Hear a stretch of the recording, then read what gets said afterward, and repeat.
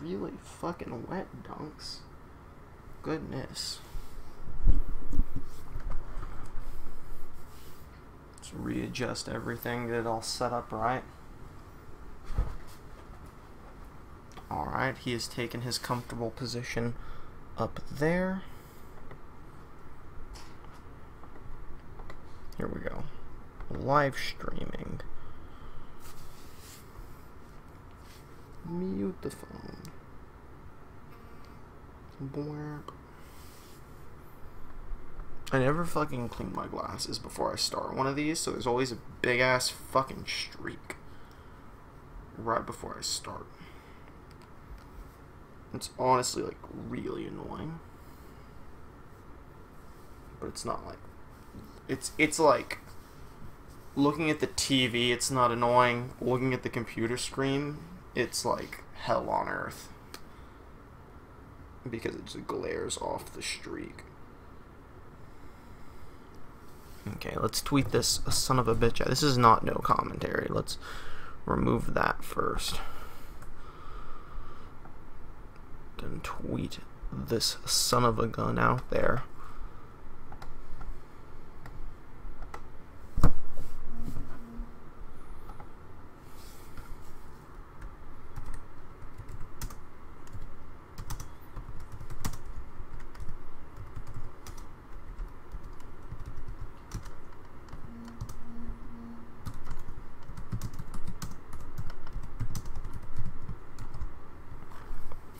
You know, it's I like have this really set down. I'm gonna mute the mic for a second while I type.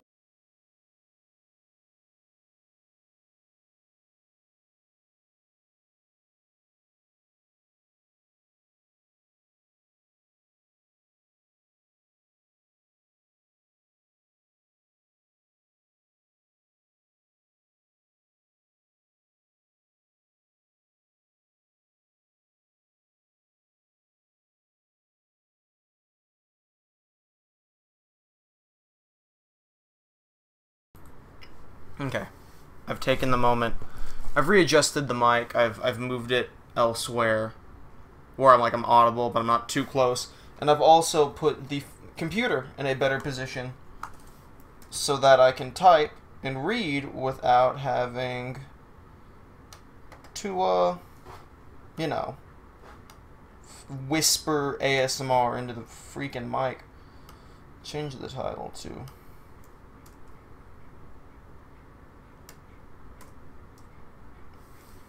Dunks, are you okay? You're like panting over here. He's like, heck no, I ain't okay. What do you want? You want this? You want your ball? You take your ball. I have no qualms about that.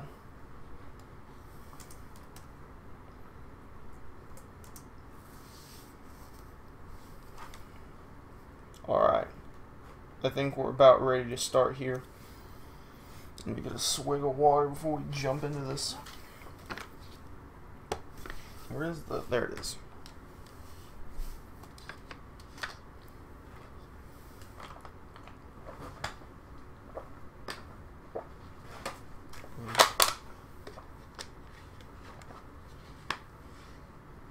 Alrighty then, Dunks. Whatever you say. Oh, fuck. Alright. We're ready to start this. Let's jump in. This stream is already starting in over an hour and a half later than I wanted it to, because I forget that everything I set up in Universe Mode is not set up outside of Universe Mode.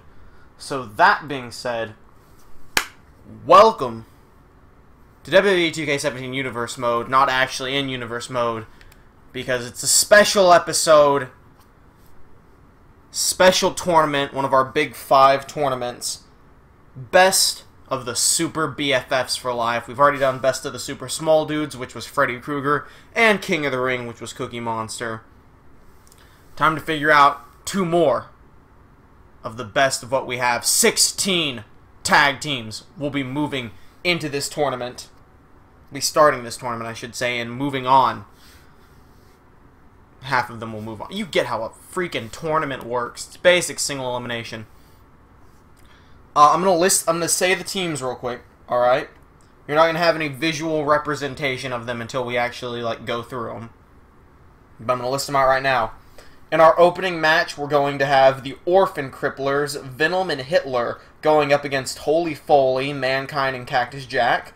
In our second match, we have the Wyatts, Bray and Luke Harper, versus the Royal Guard, Sans and Papyrus. In the third match, we have True Despair, Monokuma and Skeletor, going up against Sack of Meat, Sackboy and Meat Boy.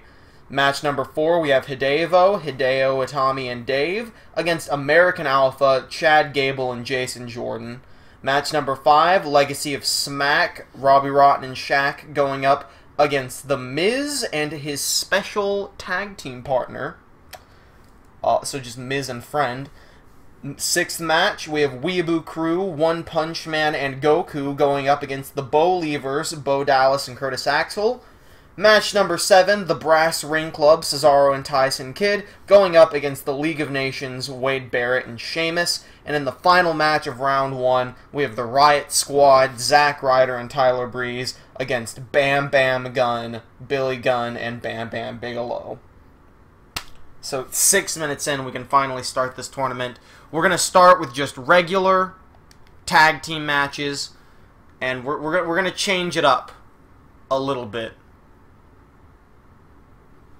As we move on, right? Each round is going to be a different type of match.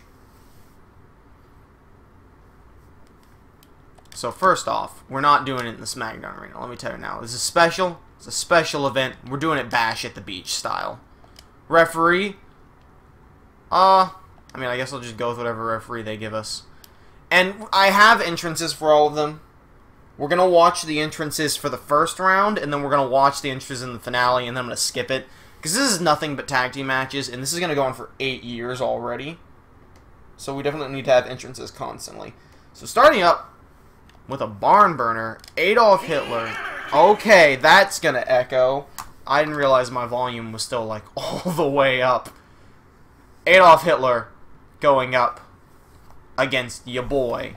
Not going up against, he's teaming with Venom, 2 members of the Orphan Cripplers, against Holy Foley, Mankind, and Cactus Jack. Dude Love being the other member of Holy Foley. And yeah, and Slenderman being the other member of the Orphan Cripplers. Up next is the big I was going to say, please tell me I didn't do Best of the Super Juniors at Bash at the Beach, but I did not. I did them at Clash of Champions, I think, or the Japan Super Show or whatever. I don't actually remember. Dunks, what do you think? I'm joined, as usual, by Buddy O here, Dunks. I'm a little burnt out. It took me 2 hours to set up everyone's entrances and shit, and we're only going to watch them once. Because the game takes 8 years to load. Dunks has nothing to say. Who you got in this? I'm gonna assume you're not rooting for Hitler. No one's rooting for Hitler. Hitler's bad. Holy Foley, they gotta stop him. If I look at their tag team rankings, though, Orphan Cripplers have not had a tag team match yet, and Holy Foley are 1-1. So, you know, experience on the side of Holy Foley. Orphan Cripplers, they don't have that experience, but that just means that they could do anything. I know Venom and Slenderman have been devastating lately, just in singles competition. And Hitler's like completely jacked. So here we go. Best of the Super BFFs for life. Our first entrance, the Orphan Cripplers. The dastardly Adolf Hitler and Venom. Look at the fucking Luke Harper eyes. Look how jacked these two men are. It's disgusting. Hitler, of course. Did your Dunks like squeal? Are you that scared? Are you that upset about the Orphan Cripplers? About the Fourth Reich? Dunks say no Fourth Reich, please. No Fourth Reich.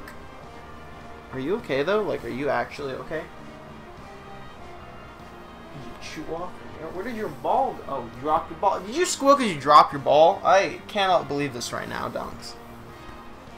You want me to give you your ball back? Here you go. That is exactly what he wanted. I don't know if that's why. Oh no. I forgot the ball had a squeaker in it. Well, get ready for hell. Which is exactly what we will experience if Venom and Adolf Hitler walk away the winners of this tournament here tonight. We definitely don't want to let the fourth right get started that way. We don't really want it to get started at all, but certainly not in this way. I need to adjust something. Give me a second.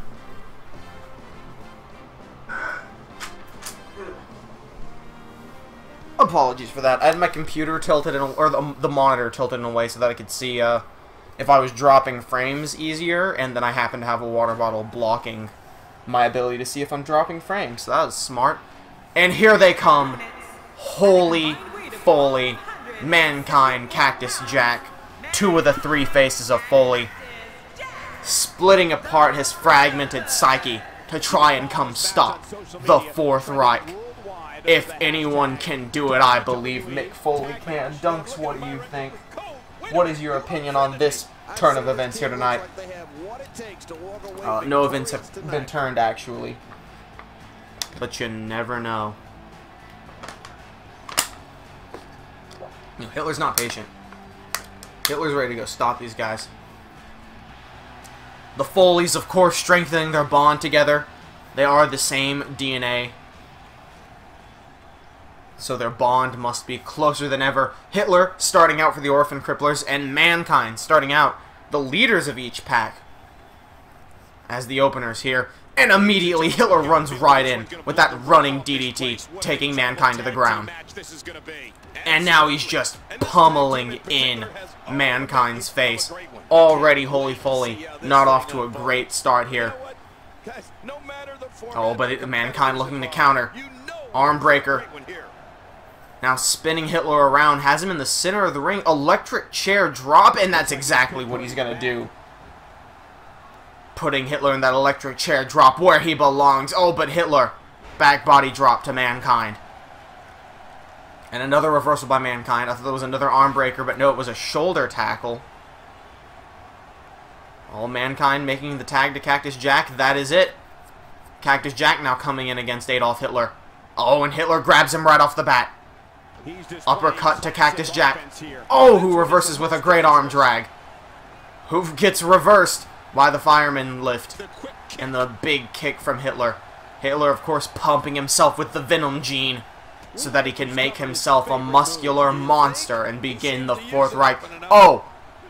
And he just deadlifts Cactus Jack into a back body drop and taunts in the corner.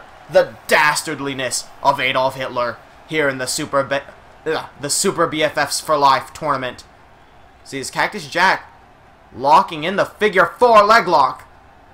I mean, he's definitely trying to snap Adolf Hitler's foot, which I think we'd all be okay with. Cactus Jack now making the tag to Mankind. That's the signs of a great tag team right there. Frequent tags, keeping both men fresh. Sure, Hitler and Venom might be strong, but if they stay separated like this, they're just going to get more and more tired. Mankind's about as fresh as he was when this match started. Oh, but maybe not for long. Oh, but maybe yes for long. Is Mankind able to shift his weight and fall through that side suplex? Big right hook to Adolf Hitler. Inverted DDT, kind of. And then another tag to Cactus Jack. This is just amazing. This is just the kind of teamwork you want to see in situations like this. The teamwork, the teammates in perfect unison. Oh, but Adolf Hitler in a bit too much unison as well.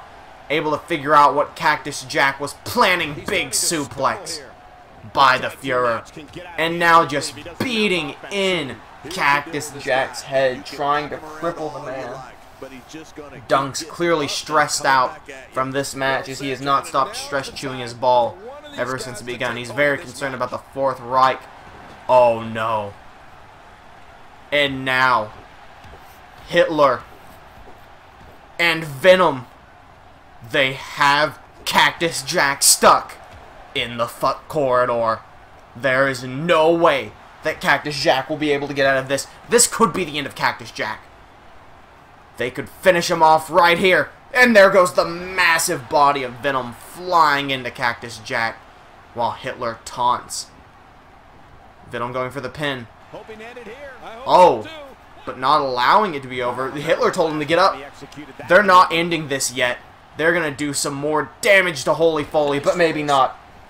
Not if Cactus Jack has anything to say about it, making the tag to Mankind now. Venom, ready for Mankind. Cactus Jack deciding not to try attacking Venom at this point. Spinning around, massive power slam out of nowhere to Mankind, who's able to reverse this next move into a clothesline. But will the Foleys be able to do anything? Oh, raking the eyes of Venom. I can't really blame him for fighting dirty here. Anything that needs to be done to stop the Fourth Reich. Goes for the big right hook. Oh, and Venom hits him again. Big side suplex, dropping Mankind on his head, back of his neck. That's going to do some serious damage. That might have concussed Mankind as we see Venom pick him up for the choke slam. And he's still not done with Mankind. Into the corner. Big tag. Oh no. They have him up for the Doomsday Device.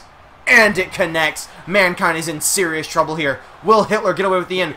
Venom takes rid of Cactus Jack. No, he doesn't. Cactus Jack able to evade Venom and break up the pin. And he's gonna maybe wish he hadn't as Venom slams him down. Hitler taking a moment to rest his arm. Now going onto the ropes, looking to call for a springboard on Mankind. That's exactly what he's doing. Springboard missile drop kick. Cactus Jack getting out of the ring. Was able to save his team though. And that's going to mean a whole lot. Mankind reversing Hitler into his corner. I almost thought Hitler hadn't tagged in Venom at all, but I remembered that they did for the Fuck Corridor. But aside from the finishing moves, there have been no tags between Hitler and Venom. Hitler's been doing most of the work here as we see Mankind connect with a superplex off the second rope. Mankind now thinking carefully about his next move. Hitler already getting back up from the superplex, center of the ring. Mankind hitting Hitler with a side suplex of his own. Oh, taunting next to Venom. I don't know if that was the smartest idea, but it seemed to work out fine for him. But Hitler reversing, now getting him up with that deadlift back body drop. Hitler calling for Mankind to get up. Mankind not getting up. I don't know if Mankind was even able to get up. Oh my god, Blitzkrieg. Blitzkrieg to Mankind. And he's getting him back up right again. Goes for a big punch. Mankind reverses. Able to fight back. Oh my god, flying face buster. And Mankind cheering up on the second rope. He's doing this one for America. Mankind looking to put away Adolf Hitler now. And Hitler turns around. I didn't even see Mr. Socko come out. He's got Mr. Socko. And Venom able to save his leader. Now Venom getting out of the ring, of course, not to cause a disqualification. Hitler now able to reverse into a clothesline on Mankind. This has been a close contest so far. Hitler getting Mankind up to one knee. Oh, picking him up for a massive power bomb. But Mankind able to escape, kicking Hitler down. Oh, and that fractured psyche of Mick Foley coming into play here. Hitler looked like he was trying to crawl to Venom. Mankind don't really have a big Alabama slam. That was a spine buster, actually, so I don't know what I'm talking about. Oh, and Hitler makes the tag to Venom. And that's going to be real bad for Mankind, as it's been a while since Venom was in the match. I think even when he was in the match, he didn't really take any damage. Maybe a little bit. Maybe Mankind's looking to change that. Venom getting up to his feet. Oh, and Mr. Socko out of nowhere once again to Venom. I think Venom had the ropes. I couldn't tell from this angle, but I'm pretty sure Venom had the ropes, and that's why he broke it. Cactus Jack tagged in now, giving Mankind a chance to rest. Cactus Jack bring him over to the center of the ring, going for the pin. Oh, not even close to a 1 count. We can see that Hitler's fatigued on the outside. And, you know, that's going to mean something. Cactus Jack, not center of the ring, but still by the ropes. Big knee to Venom's face. He'll want to get him away from the ropes. They might have had it won there with that Mr. Sockos. We see Cactus Jack rake the back of Venom now. Oh, but Venom throwing Cactus Jack into the corner. Planning something big here. Sets Cactus Jack all the way up. Oh, no. German superplex overhead. Venom right back to his feet. Into the pin. 1, 2. Oh, Cactus Jack kicking out at 2. Able to fight through it. You can see him struggling to stand. I think Mankind just hit Venom. Actually looked away for a second to look at Dunks, who was getting down from his perch to go lay elsewhere. Venom now throwing Cactus Jack back into that same corner of all places and getting reversed by Cactus Jack, who goes to the second rope. Big second rope face buster to Venom. I'm honestly surprised no one's been busted open in this match yet. As we see Cactus Jack throwing Venom over to the opposite corner. Could be planning something here. Oh, running knee into the face of Venom. Calling for his finisher now. Venom could be the one in trouble here. Oh, going for the pile driver. Venom telling him not to do it. Oh, and he pile drives Venom. I mean Hitler telling him not to do it. 1, 2, and Venom kicking out of the pile driver. Unbelievable. Big chop from Venom to Cactus Jack. This is what makes him one of the best in the business. Who now? Oh my God! That German suplex just turned Cactus Jack inside out. Could we be seeing a Doomsday device here? No, it looks like Hitler's too tired. Venom's gonna have to do this himself. Snake Eyes to Cactus Jack. Throwing him now into the opposite corner. Venom having to make a different game plan on the fly since his leader side is at a second Snake Eyes. Throwing him back to the other corner. Maybe that was just a diversion to allow Hitler to get some breathing room, and maybe it was a bad idea as Cactus Jack able to fight through, sending Venom into the other turnbuckle, spinning him around. What is Cactus Jack gonna do here? Nothing, as Venom sweeps out the leg, grabbing him in a heel hook, trying to make him tap. Oh my God, Mankind busted open by a DDT from Hitler. Oh, and Cactus Jack able to fight out of Venom's leg lock. Hitler still taking it to Mankind over there on the other side of the ring. An incredible opening match to this tournament. Oh, clothesline from Venom. Venom now dragging Cactus Jack, pinning him right next to Mankind's body. 1, 2, and Cactus Jack still kicking out. The crowd goes wild for our heroes here tonight. Venom getting pumped up, looking to put Cactus Jack away. Sends him into the corner. Doomsday device. No! Cactus Jack is not going to allow it to happen. Side Russian leg sweep to Venom. Big stomps. Mankind clearly exhausted on the outside. Another big stomp to Venom. Mankind's now bloodied, by the way. We have to remember that, even though he's not the legal man. That's going to keep him from restoring as much energy as he normally would. Oh no. Venom has Cactus Jack up in that giant swing. Oh, Cactus Jack smartly already ducking his head. He needs to get back to ducking his head before Venom lets go, which could be at any second, and there it is. Venom now going for the pin. 1, 2, and Cactus Jack still kicking out, giving it everything he's got. Elbow to the gut of Venom. Oh, double underhook, DDT to Venom, out of nowhere. Could this be Holy Foley's chance to stop the Fourth Reich? 1, 2, 3! They've done it! Holy Foley, in match number 1, has defeated the Orphan Cripplers.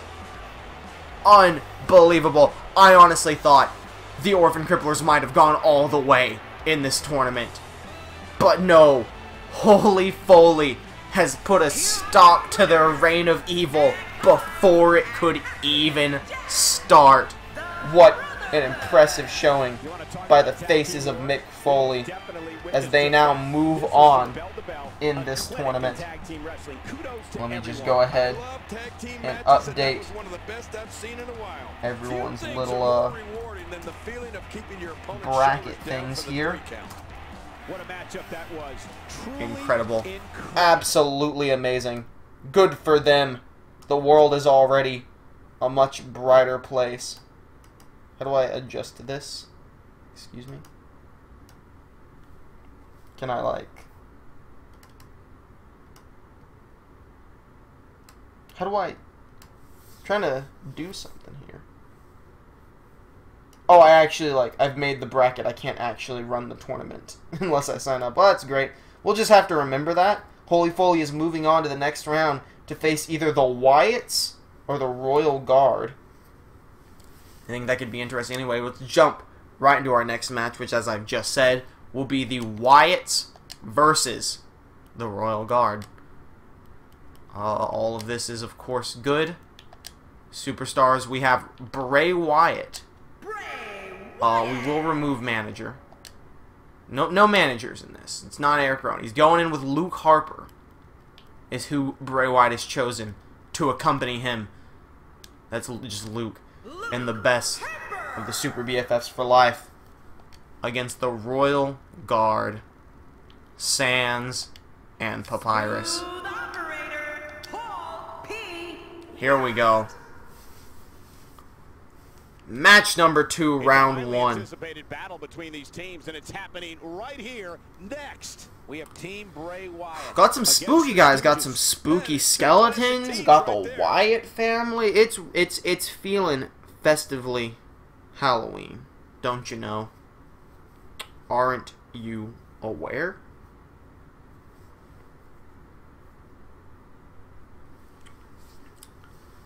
So who do I think has this? I don't know. It's tough. Bray and Luke Harper are both incredible wrestlers. And that is to say, Papyrus is also a wrestler, but Sam's is kind of like the glass cannon of the group, right? He comes in the later part, and he just starts dunking on everyone. Now, if they can avoid getting dunked on, and are able to actually do some damage to Sans, it's not hard to take Sans out. They just have to actually start getting in some moves against him. So I think it really comes down to that play. Essentially, this is a 2-on-1 match with Papyrus having a secret weapon. How do these teams look in record? Do I have them as Sans and Papyrus? Royal Guard. I have them as neither. They have not had an actual match in Universe mode yet, which is interesting to say the least. Royal Guard haven't anyway. So let me put them down. So no real experience here. As for the Wyatt family, I know the Wyatt family. The Wyatt family are 1-0. The Wyatts are currently undefeated. Admittedly, it's only one match, but that's still more than Sans and Papyrus have. As we see them now entering. Oh, and he calls these his Fireflies. The followers of Bray Wyatt. Fucking palm trees in the night. This tag match really does have a big fight feel. Bray Wyatt and Luke Harper. I love the little, like, special things like that. Both, like, that one right there and, like, in real life, Goldust has the action sign snapping in. It says Goldust. I appreciate the special little things like that.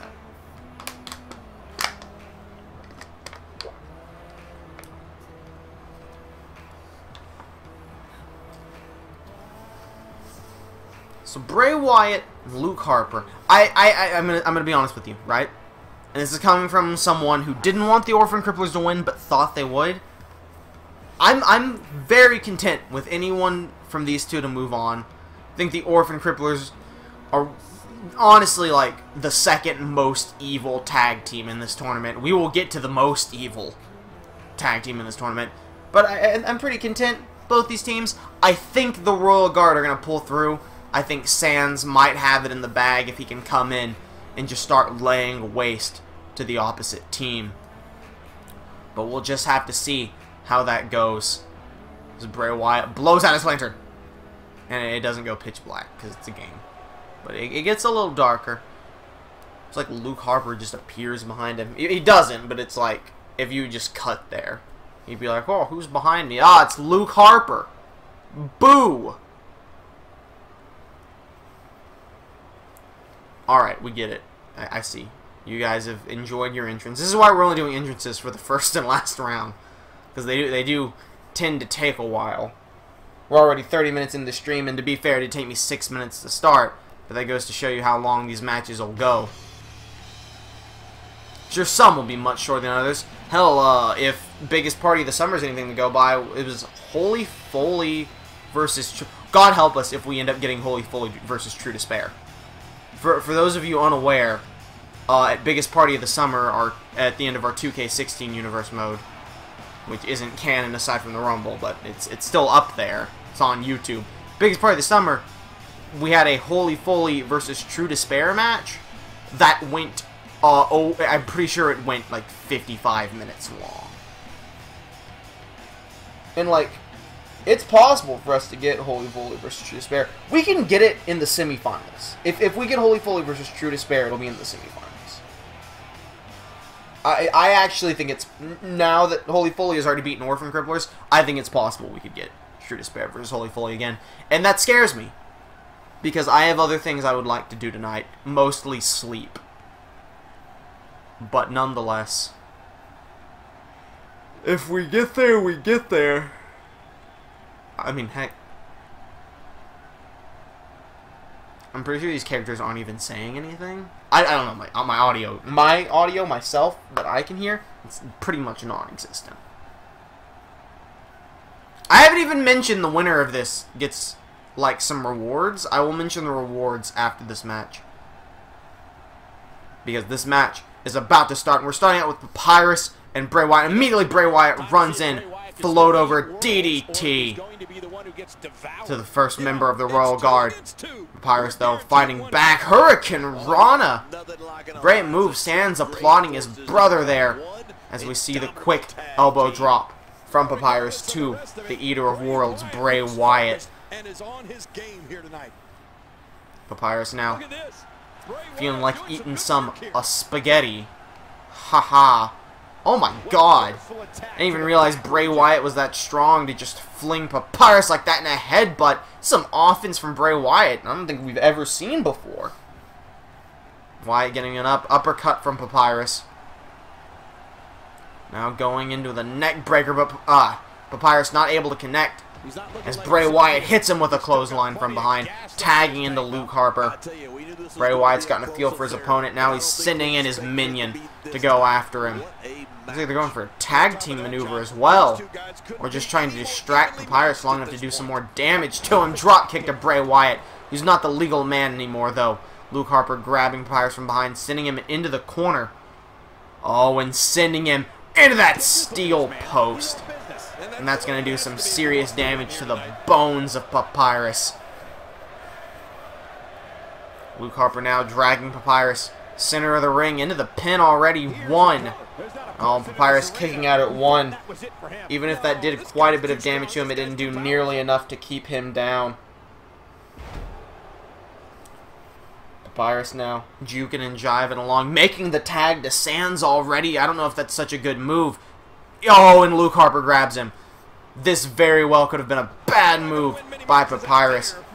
Luke Harper throwing Sans to the outside and just stomping on him.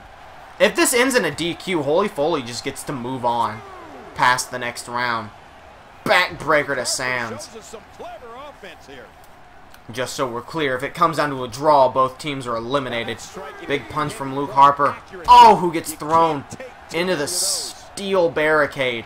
Big kick. Arm drag from Sans. We get a 4 or 5 count. Oh, and thrown into the ring post. Little taste of his own medicine. Now we're at a 5 count as Sans stomps on Luke Harper's back. A 6 count, getting Luke Harper up. Throwing him into the announce table. 7. Back into the announce table.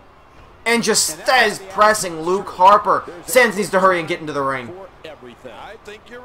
Is that an 8? Luke Harper's knocked him down. Oh my god. 9. Sands is in the ring. Luke Harper can't get back in. Oh, he barely makes it. Luke Harper barely made it back into the ring, catching Sands with a side suplex. I thought Luke Harper was going to accidentally screw the Wyatt family out of the tournament. As we see him lock in the Luke lock. If you just tap out, no. Sands fought his way out, kneeing Harper in the back of the head and then a quick punch of the face. Smart way to escape that submission maneuver. Harper now center of the ring, tossing him just like Bray Wyatt did. I think Sands is in trouble. And I think with how much Luke Harper's been manhandling Sands, I think that's going to be it for the Royal Guard. Oh, but Sands ninja rolling out of nothing as Harper just grabs him for the... Oh my god, I don't know what he was going for, but Sands flying out of it with an arm drag. Now punching Luke Harper repeatedly in the back. Side suplex. Getting Harper up. Oh, and he just dunks Luke Harper out of nowhere, and he's still not done with him. Maybe he should have been poking the eye holes of Sands, punching him quick in the face. I don't know what that was. It was like a side suplex, but instead he just kind of threw him down. It's like a fuckbuster, but lazier. Jawbreaker from Sands. Jawbreaker from Luke Harper.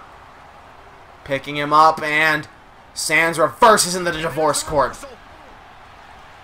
Sands, could he be looking to take on Luke Harper? Oh, and he has him up with his special move into the pin. The Gaster Blaster. 1, 2, and Bray Wyatt able to save Luke Harper. Bray now taking out Sands. Maybe Papyrus should have stayed in the ring. It's too late for that now, though. As both men lay flat on the ground. Sands, of course, the first to get back to his feet, but Luke Harper not far behind. No, Luke Harper maybe the first. No, Sands is the first to get back to his feet. Oh, and just knocking Bray Wyatt onto the ground for attacking him. But that gave Luke Harper a moment of recovery.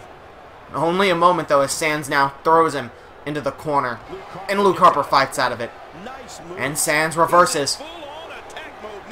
And just dunks on Luke Harper once again. Rolling Luke Harper center of the ring. Kicking him hard in the gut. Followed by a second kick to the chest. I don't know what Sands is planning here. He's dragging Harper away from the ropes once again. It's smart to do that regardless of what the plan is. Oh, and a headbutt to the wiener of Luke Harper. And now, Sands looking to hit him with that Gaster Blaster once again. And there it is. Harper's in serious trouble here. Into the pin. 1, 2, and Bray able to save Harper for the second time. Sands now going up to the top rope. Is Bray going to stop him? Oh, and Bray throws him. Oh my god. Oh my god. And Sands has rewritten the timeline so that he didn't fall off the top rope. And Papyrus still manages to hit that springboard moonsault with a headbutt. Papyrus now getting Luke Harper up, throwing him into the corner. Sands' ability to rewrite timelines like that might have just saved the match right there. Tornado DDT to Luke Harper. I told you, Sands had a lot of tricks. Oh my god! And just a big dance move there by Papyrus. That huge dance number busting open Luke Harper, who's able to weasel his way out of the head scissors. Oh, just, I don't know what that was there. Papyrus just looked. Oh, the blue move! The blue move to Luke Harper. Center of the ring. Into the pin. 1, 2. And Bray Wyatt barely saving Luke Harper for the third time. Luke Harper really needs to make the tag. Papyrus elbow drop from the top rope. What is he doing here? Oh, he's showing off his athletic abilities. Papyrus just giving it everything he's got. He's gonna do it again. Papyrus showing off for the second time in this match. And what is Papyrus's plan? Getting Luke Harper to his feet. Oh, Luke Harper reversing. Shoulder tackle. I think Papyrus might have showed off a bit too much. Luke Harper calling for his finisher on Papyrus. Big kick, knee to the gut. Discus lariat. Turning Papyrus inside out into the pin. 1, 2, 3. And just like that, Luke Harper almost single-handedly defeats the Royal Guard. I thought they had it. I thought they had done more than enough to Luke Harper to put him away. But Bray Wyatt, because he just stayed on the outside the whole time, I told you, it was essentially a 2-on-1 match. The Secret Weapon of Sands did a ton to Luke Harper, but it wasn't able to put him away. And Bray Wyatt was just able to keep saving them. And that's why Wyatts are still undefeated at 2-0 and moving on to face Holy Foley in round 2 of the tournament. Here are your winners. Bray Wyatt basking in the celebration. I gotta say, Luke Harper, I say Luke Harper almost single-handedly beat Papyrus and Sands. Bray Wyatt was an incredible help. He kept the match going. Luke Harper was the muscle, and Bray was the lifeline. And don't forget you and I, we had the best seats in the house. Wow, I can't believe and because of that, the Wyatts are now moving on to round 2. What the hell? No, that's your thumbnail right there.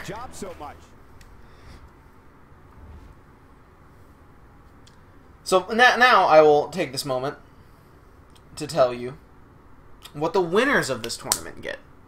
The best friends that win this tournament will not only receive a shot for the tag titles at the Royal Rumble, they will also receive a cruise to the Caribbean. That's why it's Bash at the Beach. You're welcome.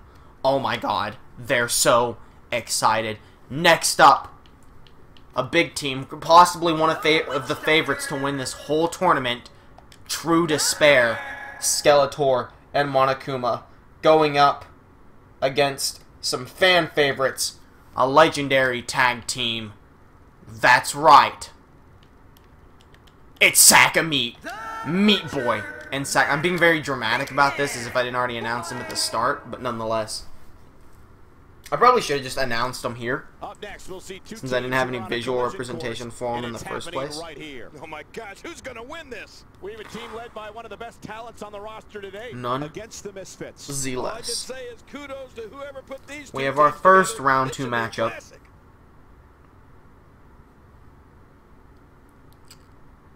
Time for us to build up our first round 2 matchup. I might have said round 1. I immediately fuzz out sometimes when I'm talking, and I'm like, did I say that correctly? And I never know. I gotta pop my knees. I have them bent this entire time. Well, that's gonna get to be real stiff. These matches are likely to get slower too as time goes on, as with each round we raise the we lower the momentum by a bit. We go from fast to normal to slow. Not with each round. The next round is also going to be fast, but then we're going to go normal, slow. Whoa. Matches like this, they're going to take a little while to load, right? Because it's for cause. So I'm trying, because I know what 4 match types I'm using, so I'm changing the match type each round. I'm just deciding what order I want to do the middle 2 in. Because the semifinals are only 2 matches. So it's like, which one do I want to see less of? And I think the one I want to see less of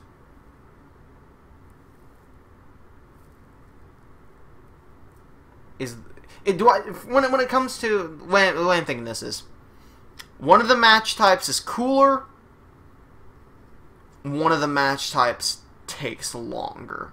So do I want the semifinals to be cooler, or do I want them to go longer, is the question. Oh, and here they come. True despair.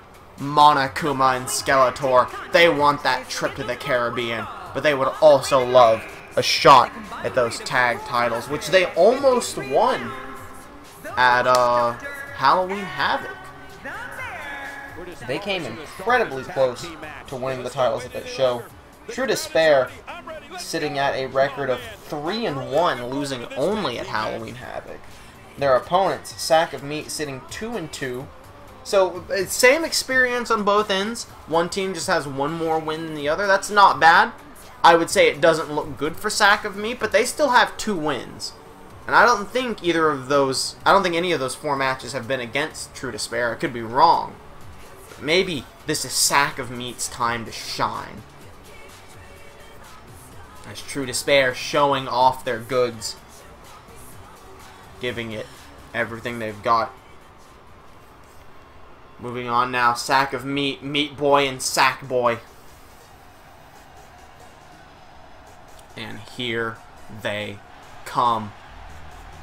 Ready to put on a show. Look at those. Those are best friends if I've ever seen one. Coming out here. Ready to put on a good show for the fans. Meat Boy. Notably going up against Undertaker in Hell in a Cell. He didn't win that match, but he put up a hell of a fight. He did the best he could. Meat Boy showing some true potential here in WWE 2K17 universe mode. But of course, even when he's up in the high spots, he'll never forget his friend, Sackboy. His best friend, and here they are in the best of the super best friends for life. Meat Boy and Monokuma starting off. No, Skeletor and Meat Boy starting off the match. Both legal men are in the ring and Skeletor starts the match by taunting. Not a smart move as we see Meat Boy slam Skeletor to the ground. Meat Boy, after that match with Undertaker, really looking to prove himself, prove that he is worth all of the hype, and goes right after Skeletor, and this would be a massive win. Oh, big kick from Skeletor. Oh! I thought Meat Boy was going to reverse, and we see a famouser from Skeletor. Followed up by a big kick. This would be a massive win for Sack of Meat if they could topple True Despair here in round 1. As Skeletor continues to just kick him while he is down. Skeletor now getting thrown into the corner. And now Meat Boy in the corner, big kick to the gut. What is Skeletor? Oh, and Skeletor raking Meat Boy's eyes against the ropes. That's a real villain for you right there, everyone. Jawbreaker from Meat Boy, though, not going to have any of it. Big elbow to the head of Skeletor. Northern Lights suplex. And tagging in his friend Sackboy, giving him a moment to shine. Simply reminding him that he's here. He's got Skeletor. Big neck breaker there. And then, no, he's going for a tire away. Sackboy on the second rope. Looking for Skeletor to get to his feet. What is Sackboy planning? Oh, diving double axe handle. Trying to crush the skull of Skeletor. Big kick to the shoulder blade. Sackboy now kneeing Skeletor in the back of the head. They're really working the head of Skeletor here. You know, you break that skull, you can't really do anything. That is true of any being, really. I guess except for Monokuma and Sackboy. Neither of them really have skulls. They're both plushes. Oh my god, spinning backhand to Sackboy. Oh no. Skeletor wouldn't, would he? He's harnessing his powers. He is. Don't turn around, Sackboy. Oh, the uppercut. And the black skeleton magic being used by Skeletor onto Sackboy. Pushing him down to the ground. 1, 2. And Sackboy able to fire. It looked like Meat Boy was actually going after Monokuma there. Had some faith in his friend there. Smart move. Oh! Super atomic. I guess it really wasn't super. Very big atomic drop to Sackboy. As Skeletor tags in Monokuma now, who says he's going to kill Sackboy. And that's what Monokuma's all about. Killing. Oh, shoulder tagger from Sackboy might put an end to his plans, though, right off the bat. The tag is made. Sackboy now tagging in Meat Boy. Meat Boy and Monokuma going head to head. Monokuma has him. Oh, and reverse into a Russian leg sweep. Meat Boy now stomping on that elbow, trying to dislocate the mechanical joints of Monokuma. Clothesline to Meat Boy, nearly turning Meat Boy inside out. Monokuma telling him to come on. He wants to see what Meat Boy's made of, and Meat Boy's going to show him with a jawbreaker. The two lock up center of the ring. Fireman toss. Oh, big elbows to the neck of Monokuma. Also the shoulder doing some serious damage. Monokuma now, however, shoulder tackle. Using that injured shoulder to shoulder tackle. Meat Boy doesn't hurt as much as he may have let on. Meat Boy, however, punching Monokuma in the gut. Evens the playing field, dragging him to the center of the ring.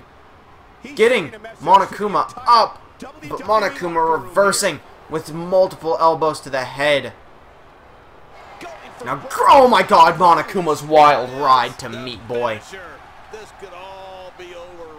Meat Boy almost exploding to a billion pieces there when he hit that knee. Speaking of the knee, coming down on the back of Meat Boy's head. Monokuma now sending him into the corner with Skeletor. Oh no. And now he's got him locked in the fuck corridor with Skeletor. They are gonna beat Meat Boy into a bloody pulp here. He doesn't deserve this. They need to let him go. And they're gonna let him go after they send Skeletor flying into him. Monokuma doing a little dance afterwards. Skeletor going for the pin. 1, 2. Oh, and able to kick out as Monokuma takes out Sackboy. Meat Boy able to stay in this, and Skeletor now taunting in the corner. Skeletor trying to get the pin from Monokuma. Monokuma telling him, no, we saw this at Halloween Havoc. And a lot of you believe that's what led to them losing the title match. Was the fact that they couldn't come to agreement on when the tag in. We could be seeing that again. They may not be the best of the best friends after all.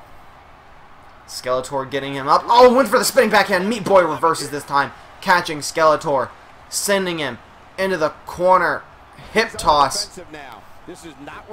Meat Boy now. What is he planning here? Doesn't matter. Big knee from Skeletor. And Skeletor, by the power of Grayskull, hulking up. Oh my god. The Bone Rattler. That wasn't the Bone Rattler. That was the Skeleton Breaker. And the Skeleton Breaker causes Meat Boy to tap out. And you can see how pissed Sackboy is. But I can't blame Meat Boy at all. Can you imagine the sensation of all of your bones being broken at once? Because I sure can't. There we have it. True Despair moves on to round 2. And we're one step closer to our nightmarish scenario of True Despair versus Holy Foley. Clicked on the wrong tab. I'm trying to go back to the live stream dashboard. Here are your winners. So Monokuma and Skeletor have moved on to round 2. An impressive showing by Sack and Meat, but they just weren't good enough. Monokuma and Skeletor just a bit too powerful.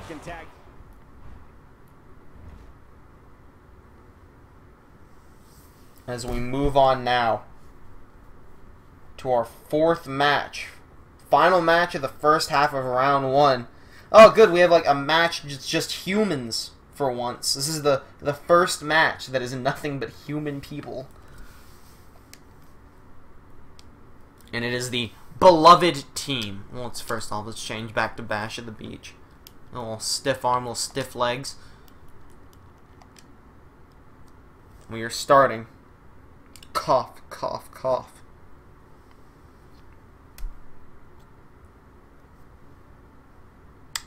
With a beloved team. Beloved by all. The wonderful team of Dave and Hideo Itami. Hidevo. Going up against another fan favorite team, Oh, I was about to say a fan favorite team in real life. No longer a team in real life. Very annoyingly, it is American Alpha, Chad Gable, and Jason Jordan. Here we go. Who will go on to face True Despair? And I'm gonna be honest with you. I think True Despair is gonna kill whoever walks out of this match. But I could be wrong. I could be very, very wrong. I hope I am. Or I hope that the Wyatt family defeats Holy Foley. I don't want Holy Foley versus True Despair. It's like my nightmare. It actually is True Despair. That is what True Despair looks like if you've never seen that match. It was an absolutely great match, but it was an hour long.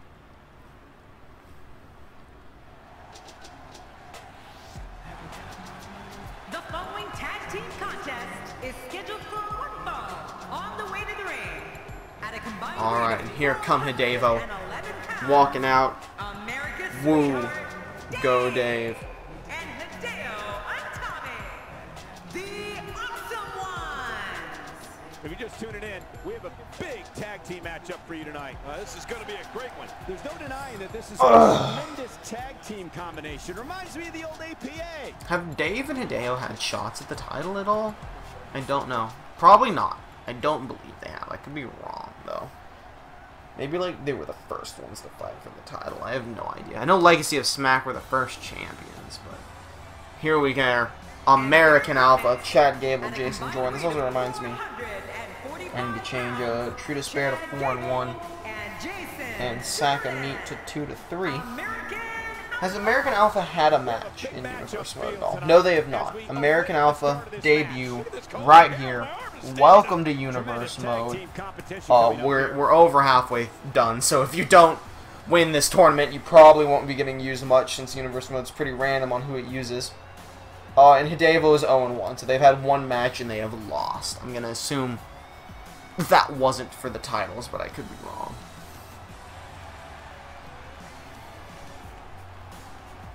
These two good friends here. I'm gonna drink water as my throat's already super sore.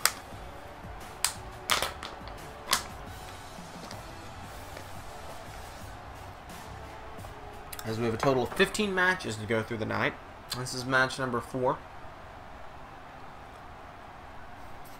Chad Gable and Dave starting off here. Bell rings. That person came for a Tommy. You should probably do that in the comfort of your own house. But nonetheless, Dave immediately taking it to Chad Gable, who then hits him with an arm drag. Jawbreaker from Dave. Dave is keeping up the offense, big and knee, followed up by several kicks. Hideo just clapping on his tag team partner. Elbows to Chad Gable's head. We have a first here this evening. Hideo may have lost the one match they've had, but that doesn't mean they're a bad tag team. Just means they're an underused one. But American Alpha is even less used. Even more underused. It's used even less, I guess would be the best grammar there. Big spine buster from Dave. Didn't really know he had that in him. As we see him now roll Jason Jordan over. Stomping down the knee of the super athlete. And already, this early, a Dave Buster to Jason Jordan. Oh my god. Followed up by a big punch. I can't believe he got one out that quickly. And Jason Jordan fighting out. Dave immediately him to the ground. Dave is in this. He's in it to win this. Dave is going no holds barred here. Getting Jason Jordan up. Sending him into the corner. What is Dave going to plan here? Doesn't matter. Jason Jordan reversing him into the corner. Now Jason Jordan planning something. Snake Eyes? Snake Eyes is exactly what it is. Spinning him around. Followed up by a big side suplex to Dave. What a vicious suplex. Jason Jordan now getting him up. Dave reversing with a jawbreaker. And, oh my god, I think he was going for Dave's finisher. It was extremely effective. But Jason Jordan able to counter out of it. It's hard for me to tell, but I really think that's what Dave was going for. Dave now getting him right back up. Going for a big suplex to Jason Jordan. Still not done with him. Oh my god. A second Dave Buster into the pin. One. And Jason Jordan, not Jason Jordan, Chad Gable breaking it up quickly. Dave now calling for Dave's finisher. Will he connect? And no! Tilt-a-whirl slam by Jason Jordan, catching him mid-finisher. Dave reversing though, sending Jason Jordan over the ropes and then right back into the ring. Now Dave making the tag to Hideo Itami. But Dave's doing great work right there, just showing off amazingly, doing some serious damage to Jason Jordan and leaving Hideo Itami to pick the bones within... I don't know. I don't know what that was, but it was amazing. This is like an exploder fisherman neck breaker. Also, the ref's been knocked out as Chad Gable knocks Hideo Itami to the outside. The ref not conscious to count, however, he is getting back up to his feet. Hideo right back into the ring. Just in time for Jason Jordan to still be laid out flat on the ground, punching Jason Jordan in the back of the head. Now sending him into the corner. Winner of this match facing True Despair, and I think Dave and Itami know how big of a problem that can be, so they need to win this match quick so that they're not as tired. As we see Itami now hitting a Falcon's arrow on Jason Jordan. Jason Jordan in serious trouble. He's been in this match for a long time and has eaten a lot of big moves. Itami sending Jason Jordan to the corner, and we all know what's coming here. Hesitation drop kick. Followed up by nothing as Jason Jordan able to reverse and shoulder tackle Hideo Itami. Not going for the tag though. Oh! Went for a spear and Itami reverses into a DDT, then hypes up the crowd. Jason Jordan may have made a fatal mistake there. So we see Itami now plotting his next move. I think he was thinking about going for that running knee, but saw Jason Jordan getting up. Jason Jordan hitting the jawbreaker. And the fireman toss countered by Hideo Itami. He's doing everything he can to get his bearings back. What is Itami planning here? Butterfly suplex. Yeah, Cole, this is when you have to settle things down. Big stomp to the arm of Jason Jordan. Picking him up. Oh! Multiple chops. Hideo Itami putting that karate training to good use. Followed up by the stiff kicks of Hideo Itami, taking Jason Jordan to the ground. As Itami drags his limp body up. Oh, was going for a suplex, but Jason Jordan reversing with a suplex of his own. Jason Jordan needs to make the tag to Chad Gable, and he's still not going to do it. And what a horrible move by Jason Jordan. Big punch from Itami, who now takes out the leg. Jason Jordan looks dead. Jason Jordan looks like he's just died, but he's still fighting to get back up to his feet. You can't say the guy doesn't have heart, but he's not exactly the smartest guy in the ring right now. 2. Oh, but he is able to kick out, which is good, as Chad Gable wasn't able to make it in time for the save. And Jason Jordan just keeps getting reversed by Hideo Itami, but Hideo stumbles, and this gives Jason Jordan the opportunity he needs to hit that side suplex. And Jason Jordan is going to take this moment to taunt, of all things. Now punching Hideo repeatedly in the head, getting Hideo up to his feet. Big suplex. Now is the time for Jordan to make the tag. Is he not gonna? He's not gonna make the tag. Jason Jordan has decided to not make the tag. Instead, he's probably going for the Grand Amplitude here. And that's exactly what they're gonna do. He has Hideo ready. Grand Amplitude to Hideo Itami into the pin. What is the ref doing? The ref's distracted by Dave and Jason Jordan in the ring. Hideo's definitely down for a 3 count. The ref's not going to count it with both men in the ring. Dave was able to inadvertently stop it. Gable going for the pin once again. And the ref can't get into good position. Side suplex to Dave, manages to break up the pin. Just terrible teamwork from Jordan and Gable here. Oh, big. Just throwing Chad Gable shooting across the sky like a rocket.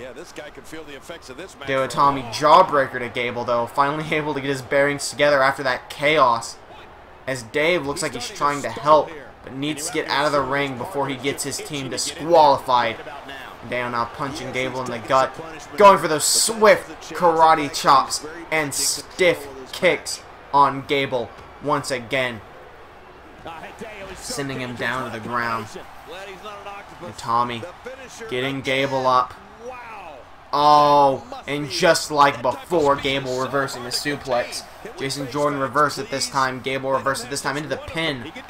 1, 2, and Hideo Itami able to kick out. It's been long enough after the Grand Amplitude. Hideo Itami is not done for. Jason Jordan now elbowing Itami in the head. I don't think Jason Jordan's a legal man. He is not. The ref should do something about that. As Gable goes into the second rope, ref telling him to get down from there. And he dives off with a missile drop kick to Hideo Itami. Gable looked like he could be turning this around as he hypes up the crowd. Oh my god, Itami's got a Charlie horse in his right leg. That's horrible. You hate to see that happen to a superstar. Butterfly Falcon's arrow into an armbar on Hideo Itami. What a move. Showing Itami who is ready, willing, and Gable. Will Itami tap out here? Dave rooting his teammate on, and Itami able to fight out with a big punch. Another punch, and still he couldn't keep Gable down. Snap suplex into the pin. 1, 2, and Itami kicks out. Dave getting back out of the ring. I think it's time for Itami to make the pin now, if he can ever get the opportunity, and this could be that opportunity. Jawbreaker to Gable. Oh, and he just lifts Gable up out of nowhere for the GTS. The go to sleep to Gable into the pin. 1, 2, 3, and they've done it. Hideo out of nowhere have beaten American Alpha. Hideo takes him out with the go to sleep. Hideo versus True Despair in the next round. And Dave really, rested a lot in that match. Dave barely took any damage, so that might really help them when they go against Monokuma and Skeletor in round 2. Here we are, 2 very good best friends, together since 2K16. Good handshake. Moving on. Into the second half of round 1 of this tournament. Oh, this is going to be an interesting one. This one actually does have a surprise to it. Let me get a drink of water. Hit the X button, thank you.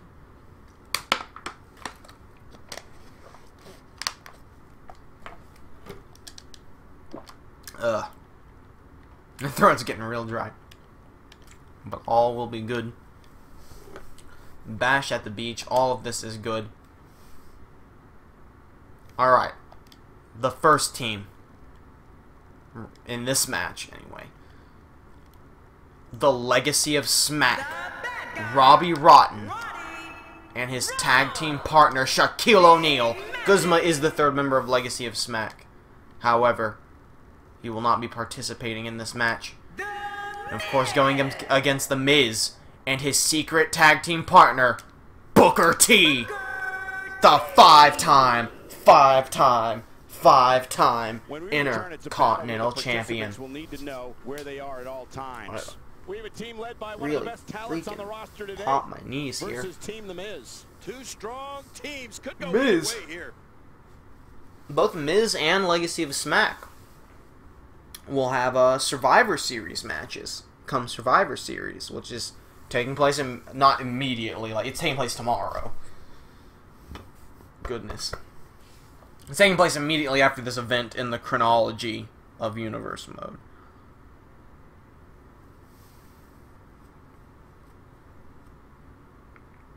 Pop my neck.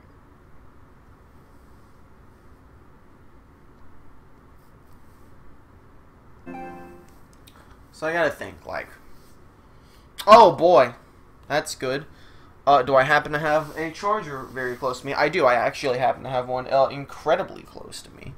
So that's convenient. Let's plug that in while I give you some fun facts about our two tag teams here. Miz, as you all know, has not been having great luck with tag team partners lately.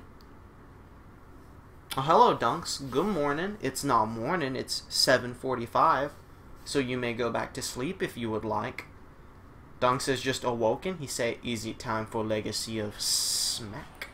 And I say, "Why, yes, you have come just in time for Robbie Rotten and a Shaq Man." Ooh, Shaq Man! Of course, reminding you tonight's match and entire tournament is brought to you by Soda Shack. Soda Shack, give me a smack and I'll shack you back. Soda Shack. Who do you have in this match, Dunks? Legacy of Smack?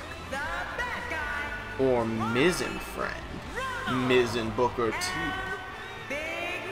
Dunks very adamantly has Legacy of Smack. He snooted my hand when I said that and then gave me the just most disgusted look in the world when I said Miz and Booker T. So there you have it. Your official Dunks report. Legacy of Smack is moving on to the next round. And as we all know, Dunks ain't never wrong. He says, "Yes, correct. Thank you for the update." Come, sit in my lap, Dunks. Thank you for the company. Dunks is now sitting in my lap and will be joining me for this match, for he is a big fan of the Shaq Man. Speaking of the Shaq Man, what is their record at, Dunks? Why don't you update the viewers for us?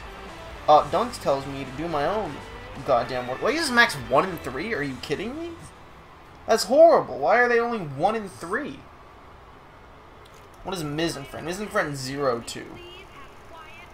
And I think that's with like one teammate being Knuckles and one being Tatsumi Fujinami. Well, Dunks, I guess 1-3 is better than 0-2. He say you're heckin' right it is. Miz, of course, has that fake Intercontinental title. I know, Dunks. You hate it? It's so rude. How could he bring it out like that? How could he do such a thing? Are you betrayed, Dunks, by the Mizzard? Follow the Mizzards. Oh, Shaq and Robbie Rotten circling the ring.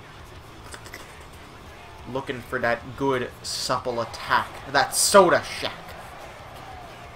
Give me a shack and I'll smack you back. It's not as good as give me a smack and I'll shack you back. Skull-crushing finale. Alright, Dunks, time to start up our match here.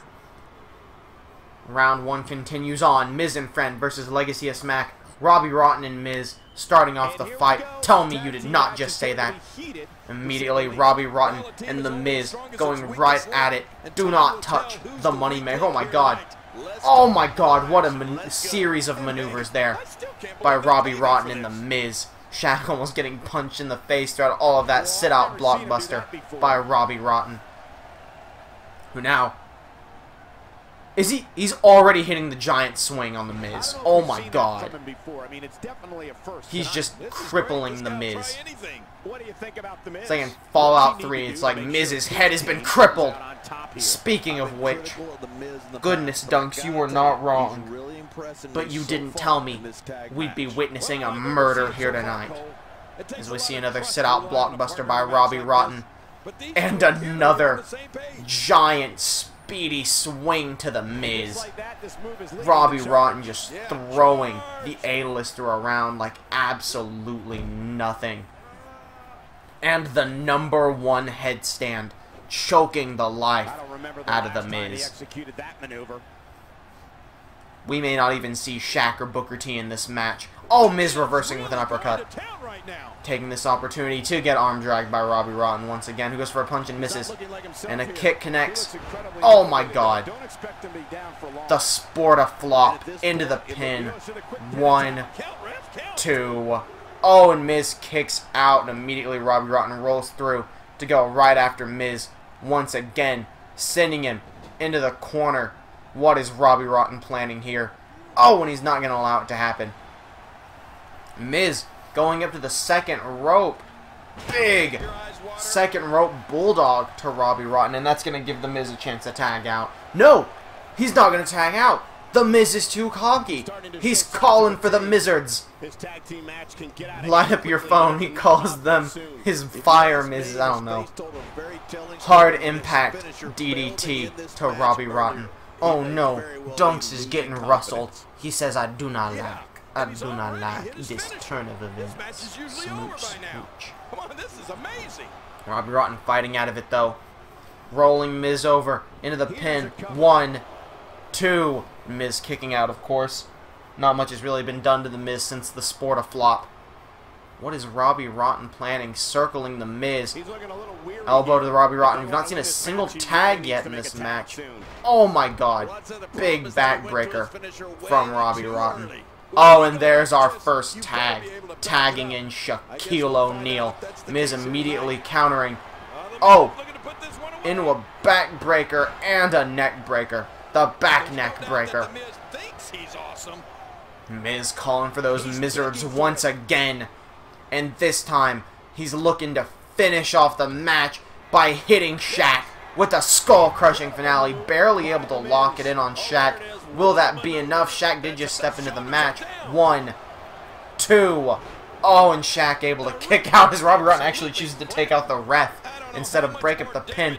What on earth did Robbie Rotten just do? I looked away for a second. I saw him back flipping through the air over the Miz.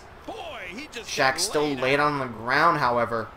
Now getting back up to his feet at about the same time as the Miz. Miz getting up a little bit faster than him. Now going for the tag to Booker T. We got Shaq and Booker T in the ring, Dunks, and Dunk says, "Earner, worlds are colliding." Massive backbreaker to the 5-time Intercontinental Champion. Shaq trying to stomp on Booker T now. Trying to give me those smooches, Dunks. Big gut buster to Booker T. As Shaq picks him up. Big punch.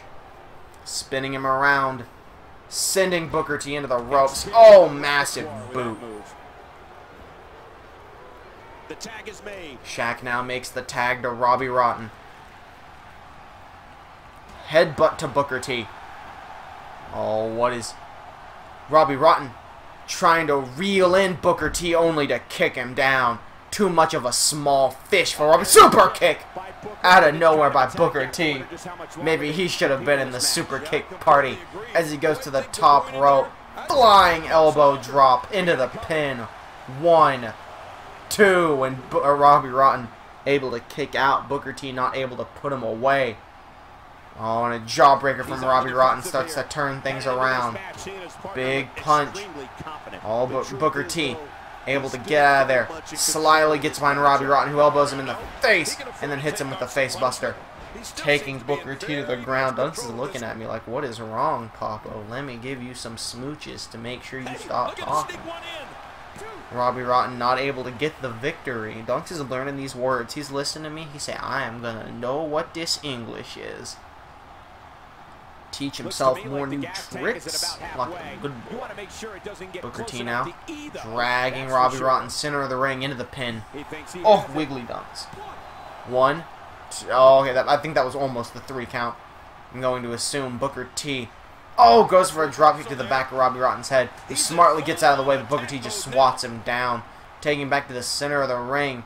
Then hits him with the side Russian leg sweep. Booker T going back up to the top rope. Once again, are we going to see another diving elbow drop? No! 450 leg drop. I don't know what he calls that. Is that the Harlem Heat or something? Oh my god, it put away Robbie Rotten, so it must have been a finisher. Miz and Booker T actually just beat Legacy Smack, and I'm actually shook that this has happened. That is easily the biggest upset of the night, let me tell you something. Dunks, you said that Legacy Smack would win. He said, I did not expect Booker T to have that kind of wild momentum. How could I? It was so surprising. No, says Dunks. Well, Dunks, you've made me a fool once again. How could you do this to me? He said, grunt. I love you, Dunks. So, Miz and Booker T moving on to the next round. I'm surprised. Can't say I'm not impressed, though. Thank you, good Dunk. Thank you. You want to talk about a tag team war? We most definitely... Alright, Dunks has left my lap. He has become significantly less excited about the prospects of the future of this tournament. However, it's time to figure out who's facing Miz and Booker T. Oh, and let me tell you, this is going to be a wild one. Alright, up to your couch, good friend. Enjoy yourself. Of course, changing back over to Bash at the Beach, as always. We have the Weeaboo Crew, Son Goku, and One Punch Man Saitama. Can I get them, please? That's real superstars. That's my bad. There he is. I should have known tag teams. Let's put them right together. Going up against the true Bo Levers, Curtis Axel, and Bo Dallas. And this could mean great things. I mean, this could mean great things for any of these superstars. But Curtis Axel especially has a World Heavyweight Championship title shot at Survivor Series against Kurt Angle. He could potentially walk into the Royal Rumble as World Heavyweight Champion and win the tag team titles as well. I know, Dunks, it's just such an exciting prospect. Of course, I think, like, if Legacy of Smack had won, they could have walked in with a... Could have walked into Survivor Series, walked out as tag champions, and walked in the Rumble fighting themselves, but that ain't happening, so I guess that's for the best. Oh my god, booking logic. Maybe they lost the tournament because they're winning at Survivor Series and holding it till the Rumble, Dunks. Did I just spoil Universe Mode? I love you, Dunks. Welcome back to my lap. Who do you got? Do you have Saitama and Goku? Super Saiyan Goku? Or Curtis Axel and Bo Dallas? Curtis Axel, Bo Dallas? That's an impressive pick, Dunks. Will Dunks be wrong every time he makes a prediction? Let's find out. Dunks says, don't talk trash about me, thank you. And here come the first tag team of this match. Goku and One Punch Man. The following tag team contest. His name is Saitama. I will be calling him One Punch Man, because that is what I feel like calling him. 140 pounds, the Prince. You tell him, Dunks. What is your... Wait, you got a problem, Dunks? Do you need to inform me or something? To put it all out there for the WWE Universe. No, you don't need to go out.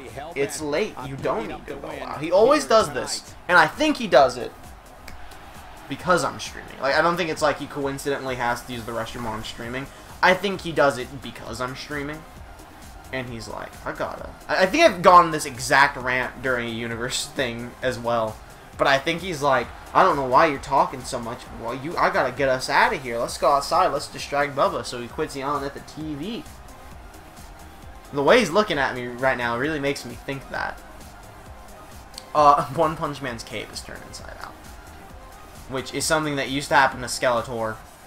Maybe it did during their entrance. Maybe it didn't. That was a huge meme. So I guess One Punch Man is just the fucking meme now. Here come the Bo Levers with that amazing Social Outcasts theme that I'm very upset we won't ever get to hear used again. But maybe we will someday. Almost definitely not. I'm glad they're at least in real life, at least together for the Miztourage.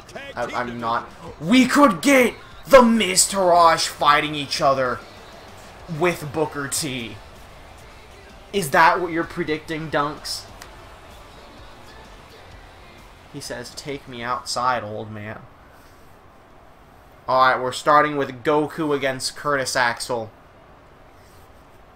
to kick off this match. Who will be facing Miz and Booker T in the next round. Oh, Goku immediately. I think Curtis Axel and Bo Dallas are in trouble here. I think these two superhumans, these literal superheroes, are going to just slaughter Dallas and Axel, which is disappointing for them, but I can't say it would be surprising if they just got butchered here. I never plugged... I've actually plugged in my phone to charge it instead of plugging in my controller, which is what is actually dying. So I guess I should actually do that. As we see Curtis Axel already tagging into Bo Dallas, getting away from Goku. Amazing neck breaker there by Bo Dallas. Dunks, don't be trying to get into stuff because you're upset. If you got pee, if you actually have to pee, go pee on the pee pad. You got pee pads for that. Goku now, elbowing Bo Dallas in the shoulder blade. And then just another leg drop. I think Goku alone could finish off Bo Dallas and Curtis Axel here. And he might be looking to do just that. So now, rolls him over, elbows him repeatedly in the head. Dunks, if you can at least make it to the end of round 1, I will take a short potty break to take you out for a couple of minutes. Massive DDT to Bo Dallas. Center of the ring by Goku into the pin. I didn't set any finishers for Goku, did I? Goku's just going to have the default finisher set. He's going to kill everyone with it. Goku now elbowing Bo Dallas, busting his head open. Jesus Christ. Now going for the big kicks, calling for his finisher. Is it going to be a Samoan driver? Goku's finisher is in fact a Samoan driver. On to Bo Dallas. Going into the pin now. No, dragging to the center of the ring. Still a smart move by Goku into the pin.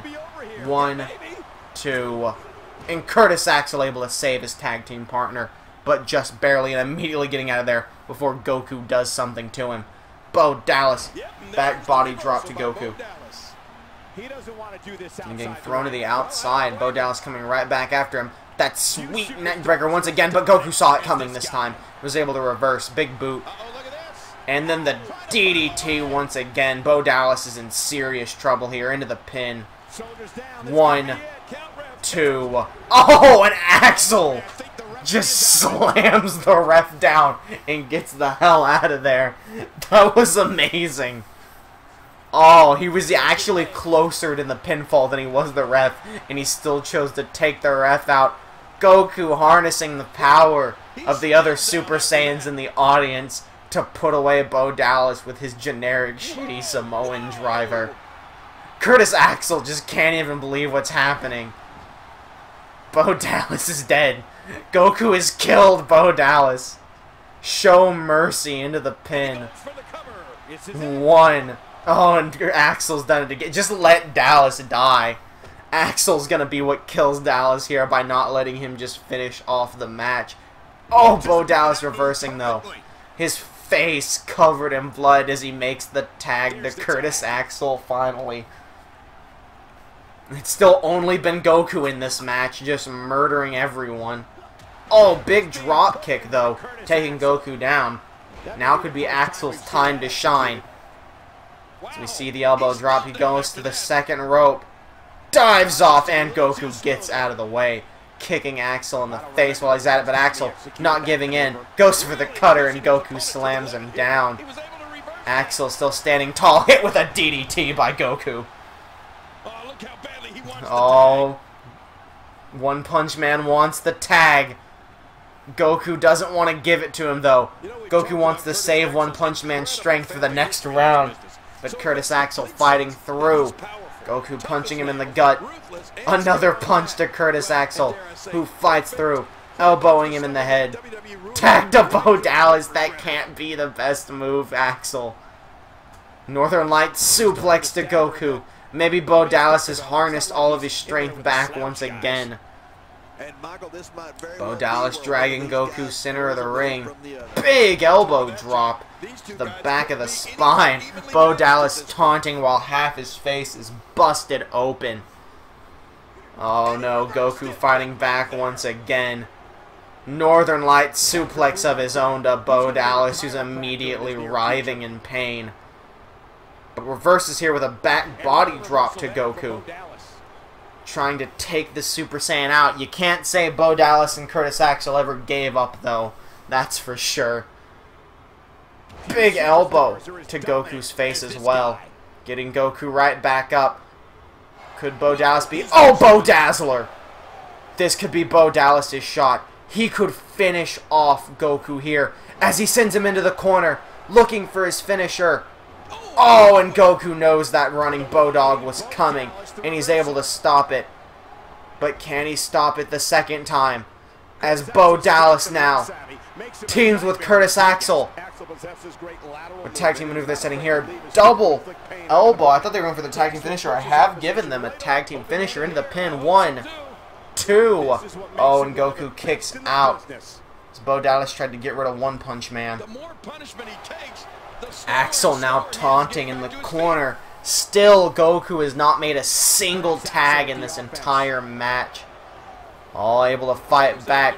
Kicking Axel. Axel now reversing. Punch to Goku's back. Goku turns around grabbing Axel. Oh, and Axel fights back. Big forearm. It doesn't matter as Goku picks Axel right up for the standing flapjack. Goku now getting him up once again into a DDT. And this is going to be the end of Bo and Axel. Oh, is he going to go after? He's going to take out Dallas, but that's a bad move as Dallas just kicks him in the face. Axel crawling to his corner. That hesitation might have saved Axel. That hesitation, that distraction. And again, Dallas reverses Goku. Amazing, and the tag is made. Goku made some foolish mistakes there, going after Dallas, but now he finally gets the upper hand, kneeing Dallas in the gut and taking him to the ground. Goku actually out of strength after that, into the pin. 1, 2, and Dallas kicks out. Of course, he's had plenty of time to rest, even if he is losing a lot of blood. And the head scissors, multiple elbows into that bloodied head of Bo Dallas, which now is the bloodied arm and chest of Bo Dallas as well. Goku catching his breath before it looks like he's going to try and finish off Dallas with another DDT. Oh my god, Dallas's face is disgusting. Into the pin. 1, 2, 3. This time One Punch Man was able to distract Axel long enough. And Saitama was never, ever tagged into the match. And that's just wild. Do I have this social outcast? No. I didn't even give you like fun facts about them. I have Brothers of Destruction as Borders of Destruction also. So that's hilarious. Believers. This was their debut match as a tag team. They're at 0-1. And I think this was Weeaboo Cruz. Yeah, debut as a tag team as well. And they are now 1-0. So it will be Goku and One Punch Man against Miz and Booker T in the next round. Don't look so tired, One Punch Man. He literally didn't enter the match. Goku took out both Dallas and Axel, literally single-handedly. Of course, all it takes is one punch from Saitama to put him away, so, you know, they're probably glad he didn't come in. Would have probably killed him. 2 matches left in round 1. This next one's going to be a hell of a match, let me tell you. Are you ready for a heckin' good match, Dunks? A heckin' good match. Thumbs up, all the way. Very big boy, good dreams. Normal match as usual. No Finn Balor in this tournament, thankfully. Don't have to sit through that entrance. Don't have to sit through any more entrances after these last 2. Or these last 2 sets, anyway. Until the finale. First up, we have a very big fan favorite team of Cesaro and Tyson Kidd, the Brass Ring Club, going up against the League of Nations, Wade Barrett and Sheamus. 2 of the 5 members of the League of Nations, of course also joined by Alberto Del Rio, Rusev, and Jack Swagger. However, of course, only 2 men per team in this tournament. So these are the 2 that we are getting. We will probably finish round 1 at about 2 hours in, making the whole thing probably like 4 hours long, which is like a fucking nightmare. But, you know, I can't really say I'm surprised. Where did you get this fuzzy? Hey, give me that fuzzy. Give that to me. Did you rip it out of this monkey? This monkey is not ripped open. Where did you get that fuzzy? Give that to me. That is mine now. Because you are not supposed to eat fuzzies, Dunks. No. This is not for you to eat. Play with the monkey. Get to hate monkey. Dunks is just, he's been real bad about eating his toys lately, and they've been making him sick. Can't have rubber toys anymore. But then he likes to tear the stuffing out of his plush toys and eat that. But he has plenty of food. He just wants to eat the living, and he doesn't know what's living and what isn't. So he just eat the hate monkey. And here we have the first of these two teams coming out. The Brass Ring Club, Cesaro and Tyson Kidd. Incredible. I meant to let Tyson Kidd do that part, but whatever. I meant to swap those. I made the mistake though, Dunks. Who do you have in this match, Dunks? You've been wrong every time. Do you have the Brass Ring Club, Cesaro and Tyson Kidd? Or do you have the League of Nations, Wade Barrett and Sheamus? Oh, he says Wade Barrett and Sheamus. He's all in on Wade Barrett and Sheamus.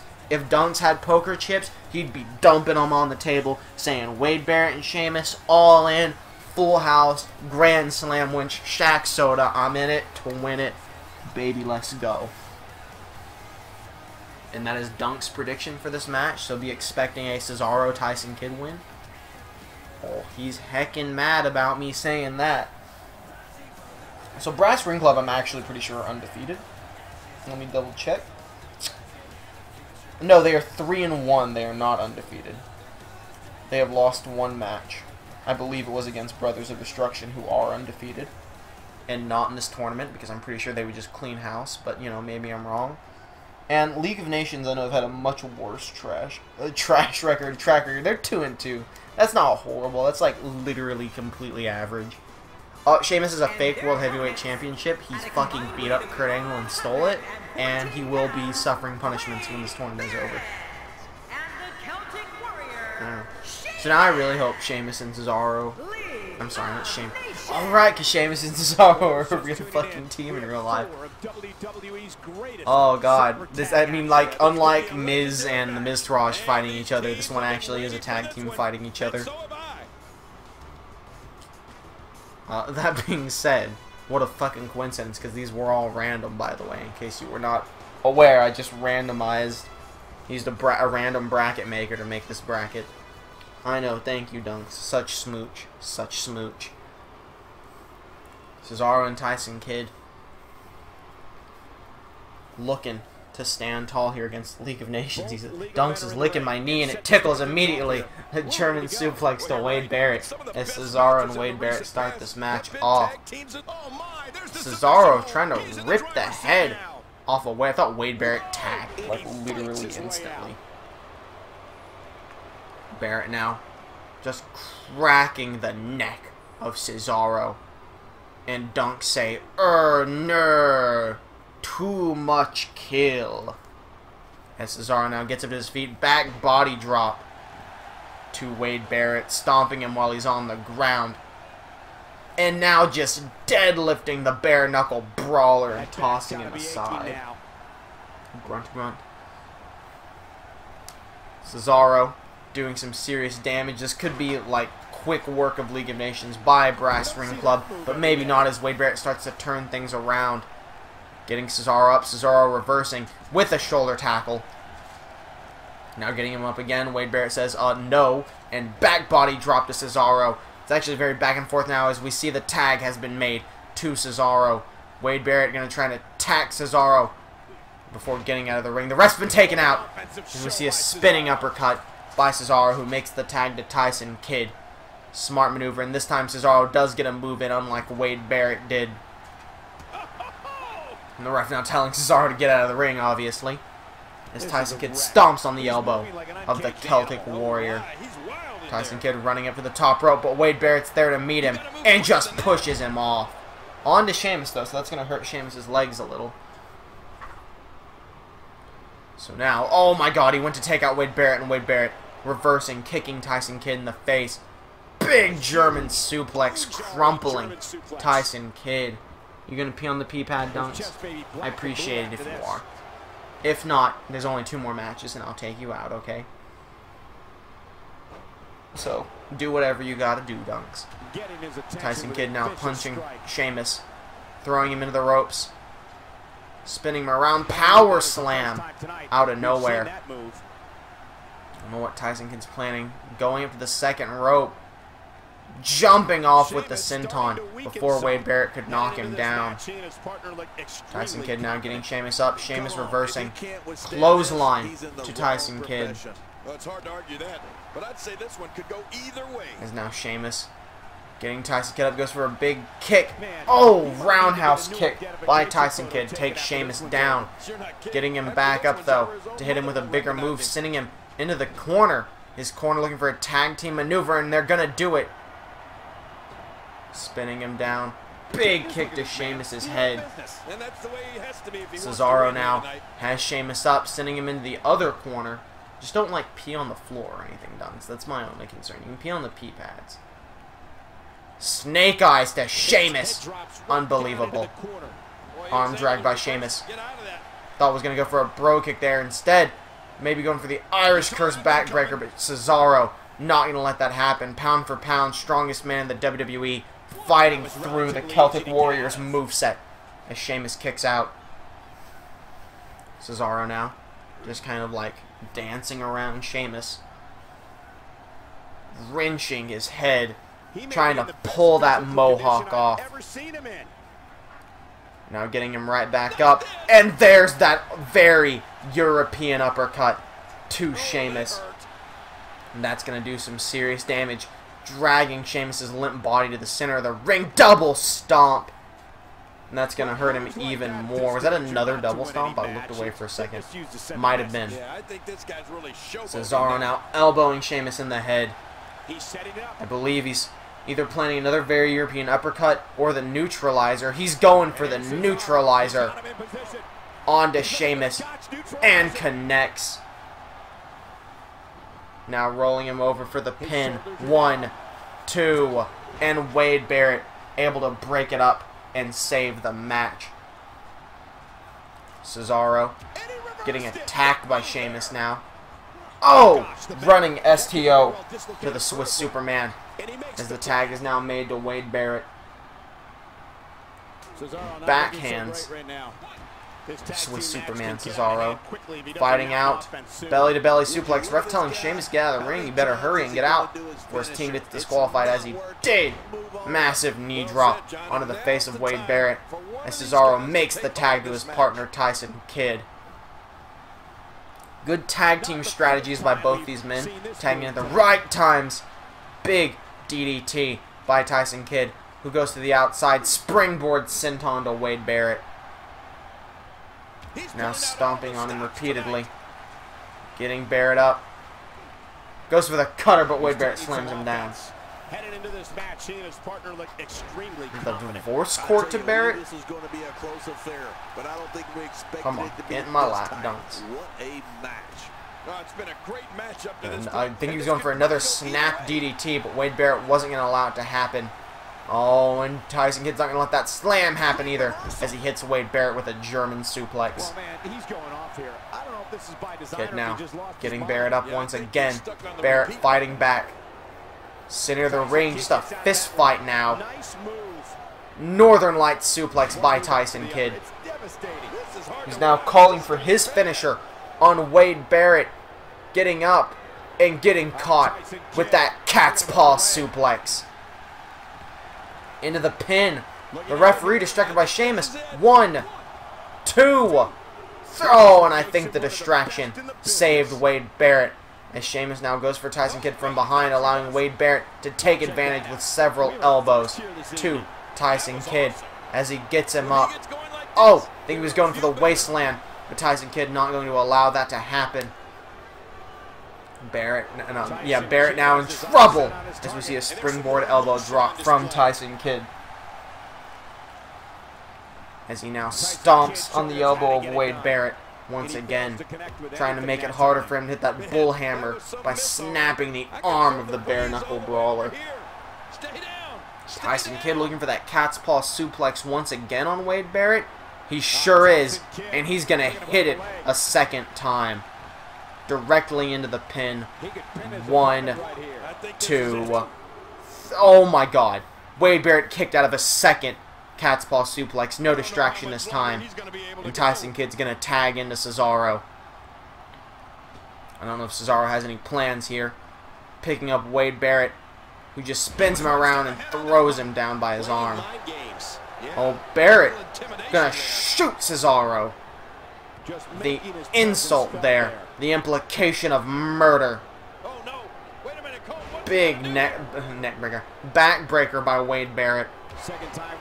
Mouths starting to run together. Words are starting to exist. You can tell, Dunks. You can tell my words are not working right. As Barrett punches Cesaro in the head.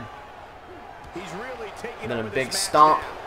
Followed by a big knee, which Cesaro is able to barely get out of the way of. And just out of nowhere catches Barrett with nothing as Barrett throws him aside. I think Cesaro is a bit too weak. Barrett now getting him up. And has him all the way up for the gut check. Which he's still not done. Shining Wizard. Or running knee strike, whatever you want to call it. Takes Cesaro down. A great combo by Wade Barrett there. Is now getting arm dragged by Cesaro as if none of that had ever happened. Although you know it's definitely left a mark on the Swiss Superman. Who throws Wade Barrett into the corner of his tag team partner. Oh! Not going to let any kind of maneuver happen there. Wade Barrett sending Cesaro into his tag team corner. Oh my god, goes for a big knee and hits the turnbuckle into the very European uppercut. I think that could very well be the end. But no. Cesaro playing up to the crowd, calling for that giant swing. But he may not be able to connect with it as Wade Barrett is able to start getting up. And then fights out with a big elbow to Cesaro. I think he was going for that bullhammer. But Cesaro stopping him and connecting with the Dutch neutralizer onto Wade Barrett. Into the pin. 1, 2, 3. How is Wade Barrett still in this? One of the greatest Fight Master champions we've ever had here in Universe Mode. And he is refusing to be put down here in this tag team contest. As Barrett now knees Tyson Kidd in the head. Barrett doing a little shotgun fist. I don't really know what he was playing there. Goes for the big kick. Tyson Kidd gets out of the way. Hitting Barrett with a German suplex into the pin. 1, 2. And Barrett still able to kick out after everything he's been through. Kidd trying to stomp on Wade Barrett. Hitting him with the elbow drop. What is Kidd planning? Going to the outside again. Springboard diving elbow drop onto Wade Barrett, who rolls through and gets kicked in the gut right away. Center of the ring. Falcon's arrow by Tyson Kidd. Who now kicking Barrett hard in the small of his back. Trying to keep him down, taking a moment to catch his breath. Oh, and now he's calling for that cat's paw suplex once again. And he's going to connect for at least the 3rd time. I think that's got to be it for Wade Barrett. Into the pin. 1, 2, 3. And there you have it. Brass Ring Club taking out the League of Nations. Dunks has been foiled once again. Brass Ring Club now sitting at 4-1. The League of Nations sits 2-3. 2-3, I should say. Time now for the final match of round 1. After which I will take a short intermission to both let Dunks pee and to get some sustenance for myself. It'll probably be like a 5-minute break, which is a longer break than I want to take, but I need to let him out for a bit. I know, Dunker. I know, don't worry. One more match to go. And it is going to be a doozy of a match. 2 favorites to win the tournament. Not really, at all. Like, not in the slightest. I'm being very sarcastic here. It is the Riot Squad, Zack Ryder and Tyler Breeze, going up against the most evil, sinister, dastardly team in the tournament. Bam Bam Bigelow and Billy Gunn, a.k.a. Bam Bam Gunn. It tried to set it to Jesse James because I haven't deleted the New Age Outlaws outside of Universe mode. Bam Bam Bigelow! Dunks, what on earth are you actually doing? It's a highly anticipated like, battle between these teams. I and told it's you. happening right here. One more match and Next, you go outside, we have okay? Team Zack Ryder versus the Are Hit you Squad. okay? Best day Can you, ever. big boy? Can you give me thumbs up? Can you come here? Come here. Come here, big boy. Let me grab your snoot, lift you up for a second. Why is your butt so wet, Dunks? Do you, like, sit in your water? Because I know you didn't pee anywhere. I can see you haven't peed anywhere. Regardless. Final match of round 1 before we take our short intermission. The Riot Squad. Their third member is Heath Slater. Not here, of course. No third members allowed in this tournament. Where's the Riot Squad? Have they done anything? Nope, this is the debut of the Riot Squad in 2K17. So let's enter that in. I believe this is also Bam Bam Gunn's debut. Yes. Bam Bam Gunn making a name for themselves, as well as Riot Squad making a name for themselves at the biggest party of the summer in 2K16. So isn't that just wild? 1 smooch, 0 smooch. Riot Squad ready to go, ready to face the Brass Ring Club in the next stage of this tournament. And of course, going up against them, we have Thoren's pick to win the entire tournament. Bam Bam Gunn. The sickest, most vilest thing I've ever seen.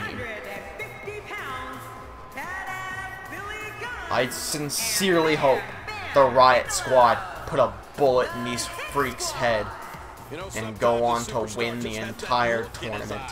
And this is one of those times. And these teams have been waiting for this one. Yeah, Hideo beat whoever they fought. I was like, did Hideo make it? Because I actually would rather Hideo win. Because I'm biased. Go Dave. Woo. What the fuck was that? I guess it was Tyler Breeze walking by as they circle the ring. That was genuinely scary, LaDunk. So spook. Who do you got in this match? Do you have the Riot Squad, Zack Ryder, and Tyler Breeze? Or do you have Bam Bam Gunn, Bam Bam Bigelow, and Billy Gunn? He's done. He's like, he doesn't care anymore. He's not making bets. He's always wrong. He's very upset. Starting with Zack Ryder and Billy Gunn. Immediately, Zack Ryder just hits Billy Gunn with a neck breaker, trying to take him out before they can get any kind of offense in, just repeatedly kicking him in the head. Why does someone have an "if you ain't down with that" sign? I guess New Age Outlaws were part of DX. Zack Ryder reversing once again. Billy Gunn was able to get a hit of offense in.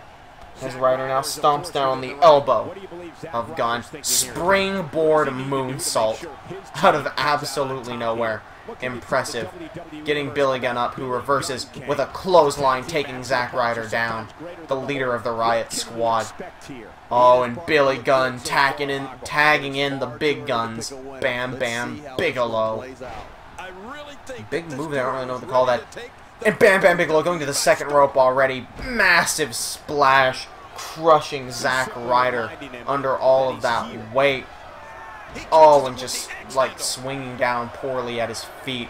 Ryder trying to crawl out of there. The beast that is Bam Bam Bigelow, looking to consume Zack Ryder. Oh, and a stomp to the solar plexus. That's going to do some serious damage into the pin. 1. Oh, and Zack Ryder kicking out at 1. Which, you know, is to be expected very early on into this match. I don't think this match will go on as long as the last one. Incredible strength by Zack Ryder, just arm-dragging Bam Bam Bigelow there. I almost referred to Bam Bam Bigelow as Bam Bam Gunn, as the entire tag team. Bigelow throwing Tyler Breeze in the ropes. Massive clothesline taking him out. Bam Bam Bigelow could do all of the work right here. He's a very impressive athlete and a very big man. Okay, wait, I'm starting to drop frames. Are you actually, like, fucking with me right now? Can we fix the fact that I'm dropping a shit ton of frames? Can this be fixed appropriately, or is this where we take our intermission? I'd prefer to not take the intermission here. What if I'm telling you, at a certain part of the day, usually at 9 o'clock, and it's 8:30 right now, my internet just shits out. This is helping. This is helping the frame rate. I think this saved the frame rate. I think the copyright image saved the frame rate. How are we looking? Yeah, that really, like, we dropped, like, a shitload of frames there for a minute. I apologize for that. I didn't catch it right away. Not till I was looking up and seeing how bad it was. So I'm going to take a moment. We're going to let this smooth out a bit. YouTube, you want to tell me? I think we're good. I think we're okay to take away the copyright sign. So I apologize for it taking me so long to catch that. As long as it did. So we're going to jump right back in. And the match appears to be going smoothly. Now as Tyler Breeze picks up Bam Bam Bigelow. I'll be looking back and forth, and I'll keep my eye on the frame rate thing now that it's happened once. Tyler Breeze getting Bam Bam Bigelow right back up. Shoulder tackle to Tyler Breeze. As you see Bigelow now making the tag to Billy Gunn. Oh, big punch to Breeze. Oh, and Bigelow throws him down. Oh, we like stop going live for a second. I think we're good though. I think we're a-okay. How are we looking? Is everything smooth as Tyler Breeze fights Billy Gunn? Billy Gunn a little out of his element here. Okay, it's looking alright. Big tornado DDT to Tyler Breeze. I don't really know what causes that to happen. I guess Bam Bam Gunn was just too shitty that it broke the stream. Billy Gunn wrenching the face. Tyler Breeze, who now tries to get him in some kind of suplex or DDT, but Billy Gunn able to fight out of it. Massive gut buster to the Prince of Pretty. I guess he's just Prince Pretty. I don't remember what his other nicknames are though. Tilt-a-whirl, like, not really, I guess a tilt-a-whirl Uranage, or just a tilt-a-whirl slam, maybe. I don't really know, Dunks. Bam Bam Bigelow coming in to stop Zack Ryder, but it was unnecessary as Tyler Breeze kicked out. Oh, Billy Gunn goes for the drop kick, but Tyler Breeze able to get out of the way, and then Hurricane Rana to Billy Gunn into the pin. 1, 2, and no one believed that was the end. Not even the tag team members were going to help. As we haven't seen a finisher yet. We could see one soon, though, as Billy Gunn knees Tyler Breeze in the face. Getting him up now. Snap DDT to Prince Pretty. This is great. This guy will try anything. At Gorgeous. Throwing Tyler Breeze into the corner. Tag to Bam Bam Bigelow. Springboard. Oh my god. I just realized that they were going for the BFBBG. The big fucking Bam Bam Gun. Oh, and Billy Gunn says, no, we're not going to win like that. You're going to have to go to the top rope and hit him with a diving elbow drop, crushing Tyler Breeze. And that still isn't enough for Bam Bam Gun. We're going to shit already, aren't we? We're already going to shit once again. If he keeps up this pace, this could Goodness, turn real Dunks. ugly, real fast. Just dropping the occasional frames as Bam Bam Bigelow goes up to the top rope again. I almost said top right. Massive splash into the pin. This time Ryder's coming to break it up. 2, but he was too slow, and Bam Bam Gun fucking beats the right. God damn it, Bam Bam Gun. This tag team's gonna be the fucking death of me. So there we have our second round participants. All our matches set up for round 2. And I've decided what match I'll be doing for round 2. We are going to take a short mission. Let me go over round 2 for you real quick. It was just at 2 hours for round 1. Round 2 will be Holy Foley versus the Wyatt family. True Despair versus Hideo. Miz and Booker T versus Weeaboo Crew. And the Brass Ring Club versus Bam Bam Gun. What a fucking second round, let me tell you. Alright, so I'm going to take a moment. I'm going to take like a 5-minute intermission. It might go a little longer. I'll try and make it go even shorter, but we'll see how it goes. I will be back in a minute.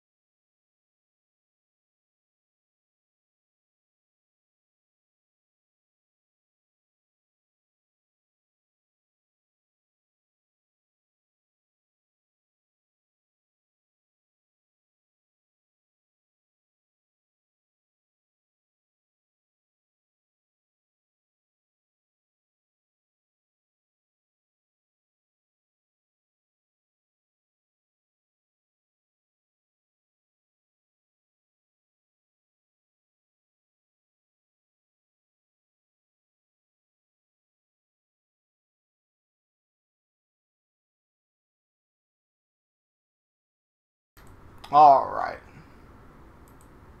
Wrong one. Let's jump right into round 2. Ready to get into this, Dunks. I've let you out. Please leave me be now. I love you. You can come sit in my lap. Just don't be a fusser. So for round 2, you listen up, Dunks. We're going to really test the fortitude of these teams to work at the same time by making them participate in elimination tornado tag matches in round 2. As a reminder, everyone here tonight is fighting for a shot at the tag titles at Royal Rumble and for a Caribbean cruise. We're still going to go fast. We'll change it up to normal in the semifinals and then slow on the finals. So our first set is Holy Foley, Cactus Jack, teaming up with Mankind to go against the Wyatt family, Bray Wyatt and Luke Harper. Where's Bray? There's Bray. Bray Wyatt. I don't want to hear him go in. There he is. Then we can show. I meant to turn entrances off. We'll just have to skip them. Up next will be teams battling a showdown. We're not watching entrances again. This is going to be huge, huge. We have a team led by had a good fan favorite in good a match stretchy I am sure bone. we will not soon forget. Oh, this is going to be a battle. Elimination tornado tag. Will these teammates be able to protect each other without having to take turns? This is where teamwork is truly tested. And I would say of these two, you know, because they're the same person, the Foleys had the best teamwork. I think Bray Wyatt and Luke Harper had the best strategy of all these tag teams in round 1, but their strategy will not work here as we step into an elimination tornado tag match. We see a sidewalk slam from Luke Harper and a side suplex from Bray Wyatt, and immediately the Wyatt families are on top. I think this kind of match gives the advantage to the Foleys, but Bray and Luke Harper could just turn this essentially into 2 simultaneous singles matches and beat them like that. See how it goes. Bray Wyatt got a bit too cocky and got caught by Mankind as Luke Harper pummels Cactus Jack's head in. Bray Wyatt thrown to the outside. I don't believe this is no DQ. It might be no DQ. I know there's no countouts. I don't know about no DQ though. Maybe the fact there's no countouts in-game means automatically it's no DQ, but who knows. A lot of people, just not me. As we see Luke Harper picking up Cactus Jack for a sit-out powerbomb. Mankind uppercutting Bray Wyatt and hitting him with a jawbreaker. Pretty 50-50 team-wise right now. Luke Harper taunting in the corner, telling Mankind to bring it, but Mankind focused on Bray Wyatt, so Harper goes right after Cactus Jack. Winner of this match moving on to the semi-finals of the Best of the Super BFFs for Life tournament. Well, I've never seen him do that before. Yeah. Had something stuck in my tooth. As Bray Wyatt throws Mankind into the ropes. Oh, and gets reversed into a hip toss somehow. Uppercut from Luke Harper. Kick from Cactus Jack. Arm drag by Luke Harper. Mankind goes to the second rope but decides against it. Instead kicks Bray Wyatt in the gut. And then kicks him in the head.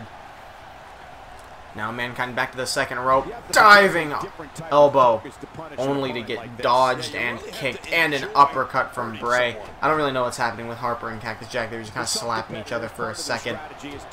Snake eyes from Wyatt to Mankind. And that, like, limp fuckbuster by Luke Harper. Jawbreaker from Mankind, possibly due to the distraction of the Irish Whip sending him into Luke Harper instead of the corner. There's that bad teamwork we talked about. Luke Harper, however, handling things great on his own as he hits Cactus Jack with that discus lariat, turning him inside out. Spinning gutbuster by Bray Wyatt, allowing Luke Harper to eliminate Cactus Jack already. I think Bray Wyatt was setting up to finish off Mankind, but Luke Harper going in for the kill. Bray Wyatt might just let Luke Harper do all the work here. And I think the Wyatts have just easily walked out of this one the victor. Mankind has to fight both on his own now, and this is where a Tornado Tag Team match is really going to turn things around for some people. Is once one member is gone, it's just straight up 2-on-1. Not even 1-on-2 people who have to tag in. It's just Mankind against 2 people beating down on him. He was one step ahead on that one. And that's why teamwork really matters here. Team unity. You do not want to get separated. As we see a side suplex to the soul Mankind into the pin. 1, 2. Oh, and Mankind kicks out. The crowd going wild. They're rooting him on. Holy Foley put away the Fourth Reich. Everyone wants him to move on. I, for one, am happy with the idea that we won't be getting True Despair versus Holy Foley. As we see Mankind calling for his finisher on Luke Harper. Bray just going to let it happen as Mr. Socko gets shoved down the throat of Luke Harper. Bray Wyatt not helping. Bray Wyatt. Oh, he's decided to help. I thought maybe he was going to allow Luke Harper to try and fight on his own, and maybe he did it first, but he eventually helped Luke Harper. Deciding that the win was more important. Wyatt now, big boy senton. A bit of an awkward big boy senton, but nonetheless, Luke Harper into the pin. 1, 2. Bray Wyatt keeps trying to go for his spooky crab walk, but Luke Harper not allowing him to set up the taunt finisher. Wyatt, regardless, chanting to the crowd, mocking them, his fireflies. Bray in the corner once again. Luke Harper over here, letting Mankind know he sees all. Tiger German suplex to Mankind. That would be a butterfly German suplex. Tiger would be if it was a full Nelson. Massive karate chop by Luke Harper, trying to split the concrete that is Mankind's head. Harper getting him up now. Uppercut from Mankind. Almost gets grabbed from behind by Bray Wyatt. He's just trying his best to fight them both off. I think he was going for the pile driver there, but it doesn't matter. Exploder suplex. No, just a power slam from Bray Wyatt into the pin. 1, 2. Mankind doing his best to fight through the entire Wyatt family. It's only half the Wyatt family, actually. The entire tag team of the Wyatt family. Their teamwork is still awful, though. Like, Harper is just not allowing Bray to hit any finisher. Here we go. Sister Abigail, the kiss of death, connecting to Mankind. And Harper goes for the pin. 1, 2, 3. And the Wyatt family have absolutely destroyed Holy Foley as the stream now dies. So once again, we're going to put up the copyright thing. As I am seeing the stream now. I think it lived long enough for that match to end. Yeah, before dying out on me. Fantastic. I really appreciate this. I gotta assume it's my internet, because it's only at this specific time, or this general time. Nonetheless, the Whites... We might have to split the stream here. Well, no, because that didn't fix it last time. Because the last time this happened, which was at Halloween Havoc, because I ended up streaming that late, I fucking ended up having to just record it. Nonetheless, see if we can get this shit together. Wyatts are 3-0. I forgot Wyatts are still undefeated. Now at an actual undefeated streak of 3-0. Holy Foley. Fortunately taking that loss, getting put to 2-2. Literally average. Stream, can you please pull yourself together? We're back on the green, right? If we have to put up the copyright logo after each match, that's not the end of the world, right? So what I'm going to do, I think, for the sake of the stream not completely dying, right? I'm going to leave the copyright logo up while I enter in the competitors, since it's not super important to see that anyway. And then maybe we can get the most out of what time we have left once I drop the copyright logo. Oh, we definitely want to turn entrances off, though. So our second round match is going to be True Despair, Skeletor and Monokuma, The Witch Doctor going up against Hideo, Dave and Hideo Itami. Again, tornado tag match, of course. And I think that's This is going to be interesting, because I don't think we've seen Monokuma and Skeletor try to handle things in a tornado tag situation. I think Dave and Hideo definitely have the better team by far. We know that Skeletor and Monokuma, they frequently can't agree on when to tag in. So on the one hand, their teamwork clearly isn't the best. On the other hand, they don't have to tag in this match. They just go in and they fight, and that might very well just be what they're best at. And again, I am leaving the copyright logo up for the loading screen as well. There is absolutely no point. I don't know why this saves me frames when the stream dies like this, but having the copyright logo up, it saves the fucking stream. For any of you unaware with the copyright, why I even have this still in the first place, it's because there's a ton of shit in Universe Mode that gets copyrighted or claimed. So I just put that up like when I'm starting an episode of Raw or something, since the cutscene's unskippable. And the match begins. I'm going to have to keep one eye on the match, one eye on the dropped frames, so that this whole thing doesn't go to shit immediately, or that I can stop it as soon as it does go to shit, since I can't really stop it from going to shit unless I stream way earlier, which I'm going to have to do. I had shit come up today that caused me to delay the stream. Shit's going to delay the stream tomorrow, too. Unfortunately, but hopefully it'll all work out. As it really seems like Hideo are taking it to him right off the bat. And I think it's possible if a team loses one of its teammates, I think it's possible for them to make a comeback. But I have to imagine once one member of your team is gone, you're gonna lose. But you know, maybe things could be different. Maybe someone can make a comeback. Maybe we'll see it tonight. I doubt it, but you never know. Northern Lights suplex from Dave, Falcon's arrow from Hideo Itami. They're just destroying True Despair. Maybe I spoke a bit too soon as Monokuma hits Dave with a clothesline. Dave fighting back, punching him in the gut, as we see Hideo kicking Skeletor in the chest. No, Monokuma still fighting through. Big knee.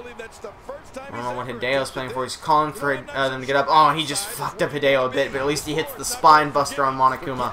He screwed up Hideo's momentum, and now Skeletor has the upper hand on Dave's tag team partner, and that's just not good. However, man, Dave builds up these Dave Busters real fast as he takes out Monokuma with it. Dave gonna be calling for his Dave finisher.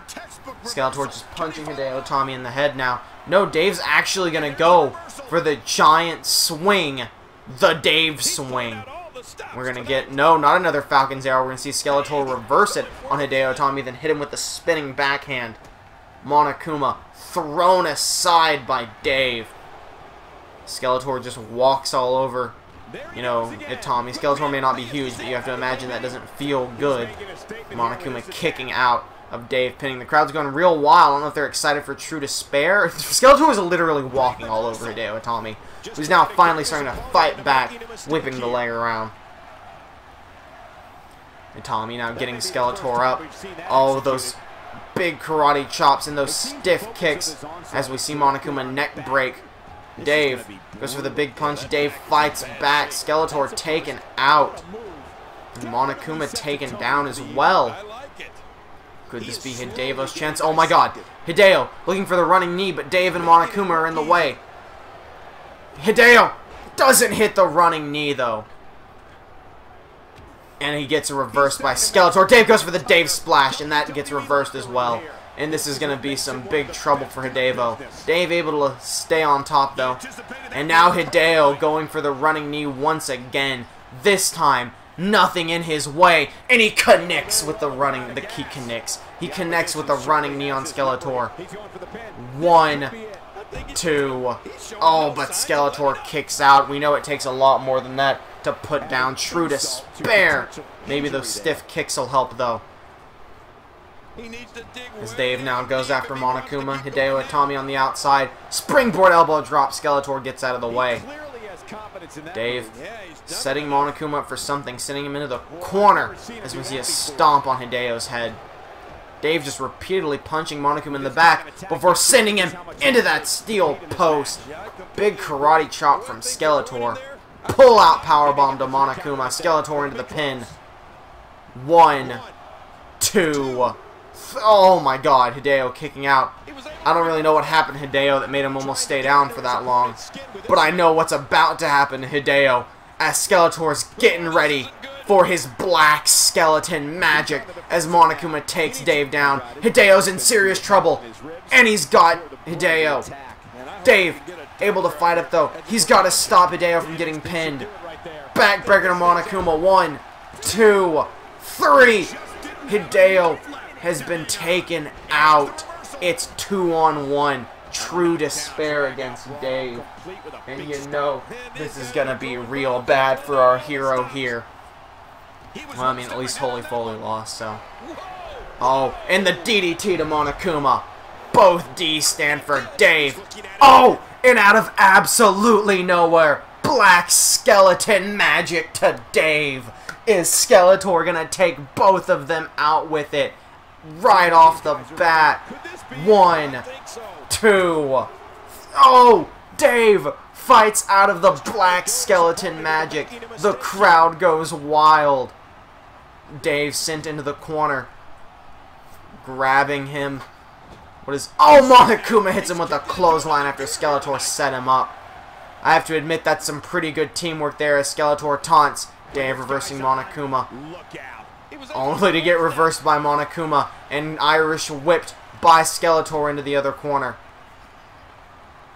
Oh, they both tried to attack him there. I think this is just going to be a beatdown on Dave now. Big elbow. Don't do this to Dave. He doesn't deserve it. Dave doesn't deserve it. Monokuma swinging him around like a sack of potatoes and just sends Dave flying. Skeletor gonna go for the pin. Yes, he is. 1, 2. Oh, and Dave still fighting out. The crowd going mad. Woo! Go, Dave! Go, Dave! Both members of True Despair taunting as they just beat Dave down. Skeletor locking in the skeleton breaker. No. Oh, and Dave has to give up. He couldn't fight through. Look at him crumple like a mess. But it shows that it took everything out of Skeletor there to be able to take out Dave and Hideo. He used a bit too much black skeleton magic in that match. But our heroes fought as hard as they could. True Despair will be facing the Wyatt family in the semi-finals. Incredible. I'm going to throw up the copyright thing again because that actually worked wonderfully. That saved our frames. So good. So good. So good. So moving on now, we have... Who do we have? Miz and Booker T going up against One Punch Man and Goku. So that's gonna be interesting. It's another like 2 real life people against these 2 anime superheroes.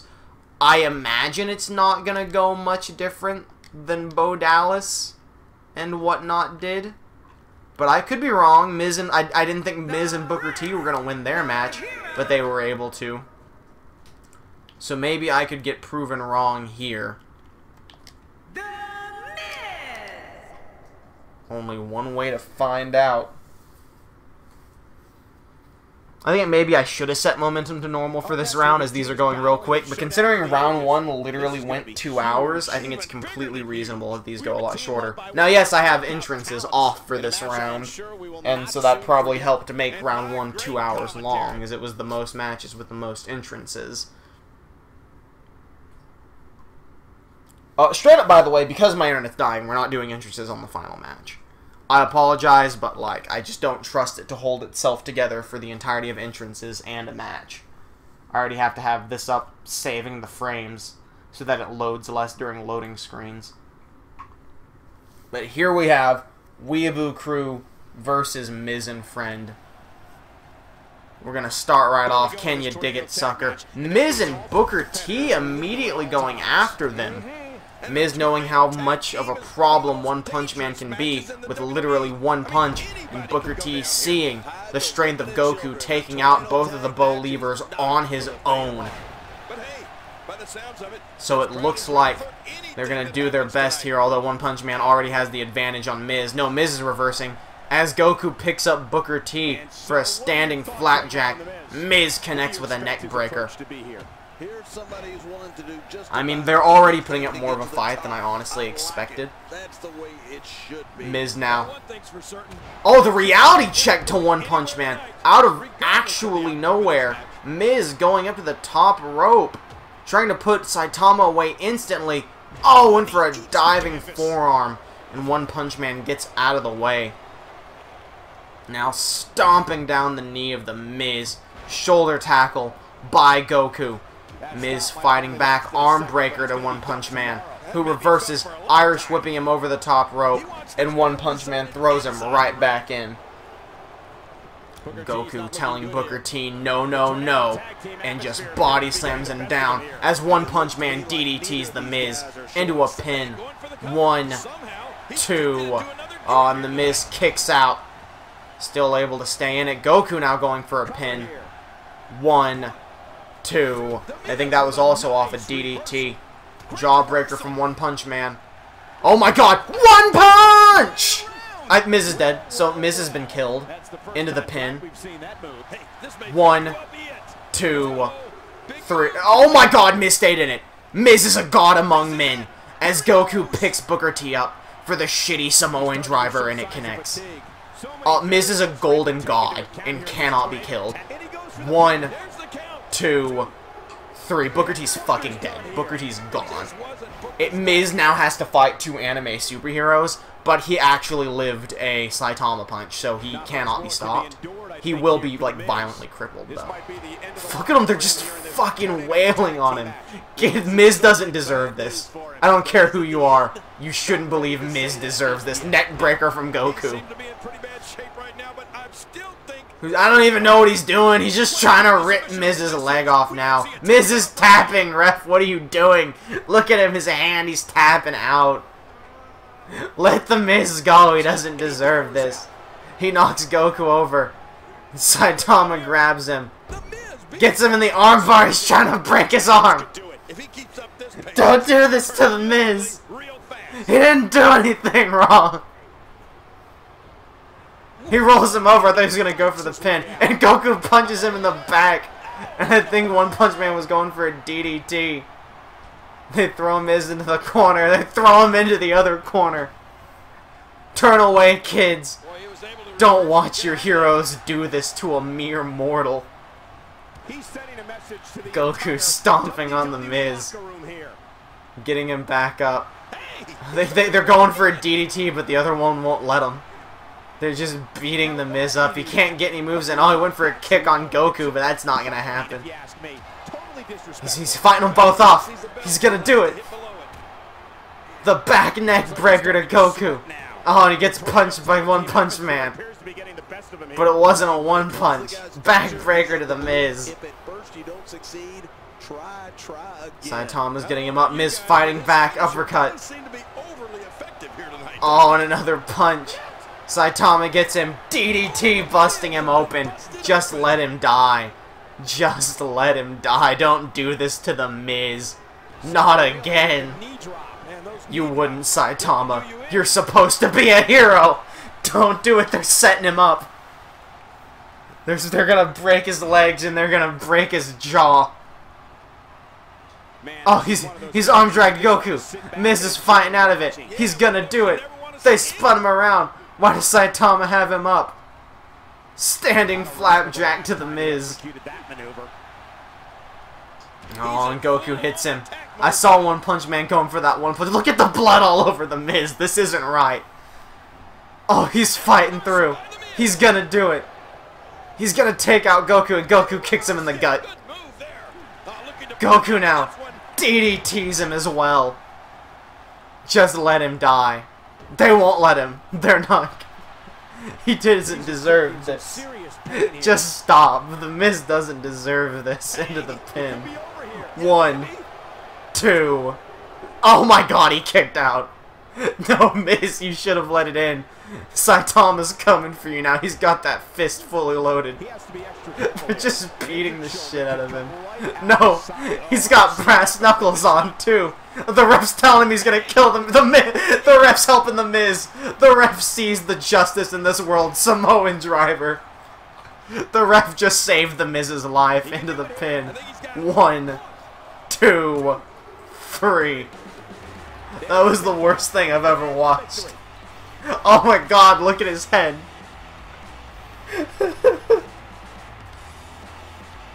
Why would they do this?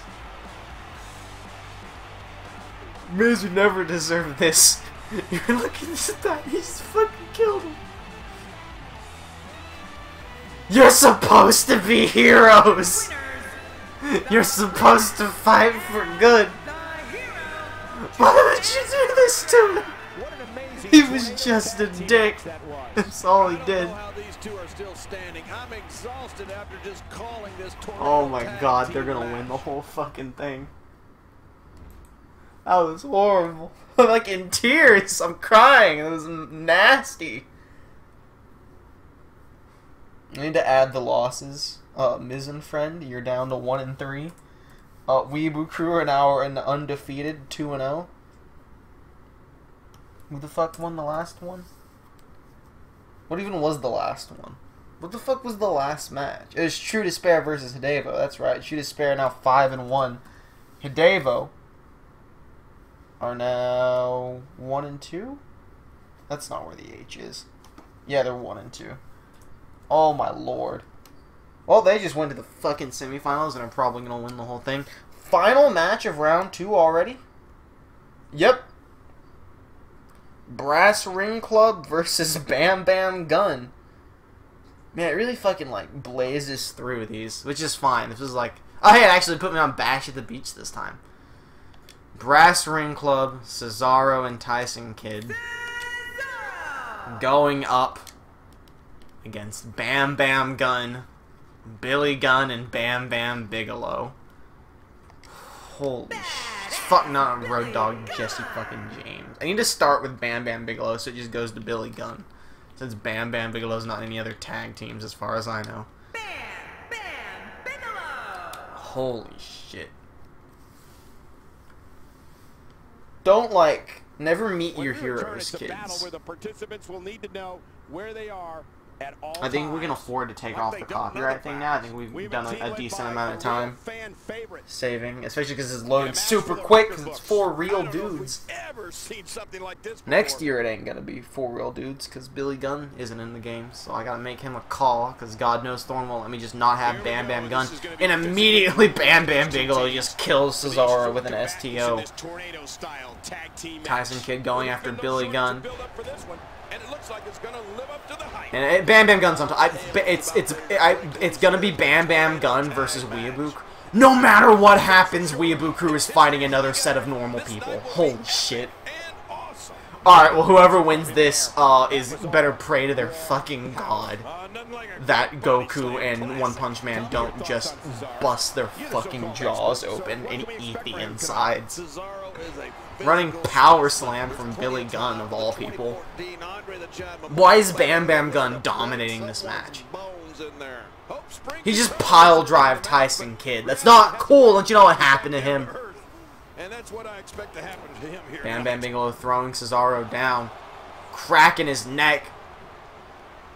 Tyson Kidd able to fight through. Billy Gunn. Cesaro fighting back against Bam Bam Bigelow. Everyone's fighting back. German suplex sending Bam Bam Bigelow into the ropes. Brass Ring Club starting to turn things around here. The sad thing is Bam Bam Gun are technically undefeated in this universe mode because that was their the last round was their first match. Bam Bam Bigelow. Fucking Tyson Kidd almost just springboarded across the entire ring and leg drops Cesaro. But it's important to know that this match has been so neck breaker to Billy Gunn as Bam Bam Bigelow tries to just rip Cesaro's head off.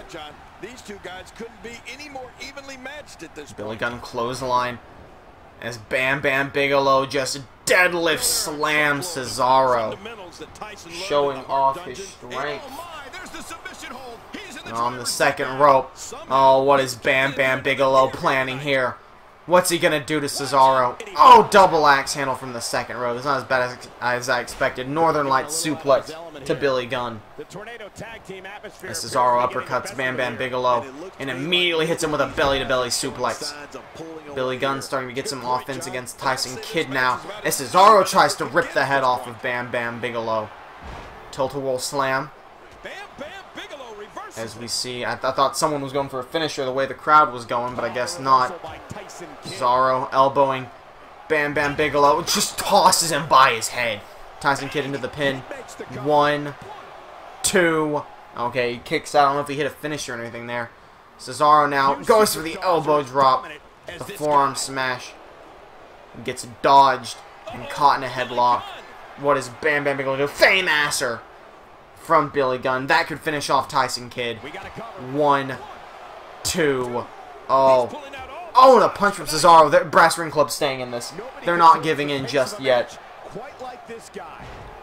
Tyson Kidd tossing Billy Gunn. Oh, very European uppercut. As Tyson Kidd goes to the top rope. Calling for Billy Gunn to get up. Bam Bam Bigelow kicks out of the very European uppercut. Tyson Kidd jumping off with a blockbuster from the top rope. Stomping on Billy Gunn. Into the pin. 1, 2. Billy Gunn kicks out, but immediately Bam Bam Bigelow is caught in the Dutch neutralizer. Is that going to put Bam Bam Bigelow away? As we see a float over neck breaker reversed by Tyson Kidd. Bam Bam Bigelow's gone. It's Billy Gunn versus the Brass Ring Club. Billy Gunn lost. Double stomp. As Tyson Kidd was getting ready for the cat's paw suplex. Yeah, no, Billy Gunn's lost. Bam Bam Bigelow was what carried Bam Bam Gunn. Look at those eyes. Well, Cesaro just does not want to let Tyson Kidd get his move in. Tyson Kidd just wants to call for that cat's paw suplex in the match. And Cesaro's like, no, thank you. Tyson Kidd just keeps going for the wake-up taunt. And Cesaro ain't going to let it happen. You need to just pick him up, Tyson Kidd. It's never going to happen. Double stomp once again. They're just going to beat the shit out of Billy Kidd. Now just kicking him in the fucking head. Cesaro dragging him to the center of the ring. Deadlift slam. Oh my god. Triple deadlift suplexes by Cesaro. Actually hasn't done this in real life in like forever. Don't even remember the last time he did it in real life. Into the pin. 1, 2, 3. And the Brass Ring Club moves on to fight Weeaboo Crew. I can't say I'm surprised. Kinda relieved Bam Bam Gunn got put down. I'm sure Thoren's gonna be upset. I mean, he's gonna be happy they fucking beat anyone in the first place. Especially when it was, they beat someone wild. Like, they actually beat like a good team. They beat Riot Squad, right? Everyone at this point is the same generic tag win animation. Because most of these teams are just thrown together.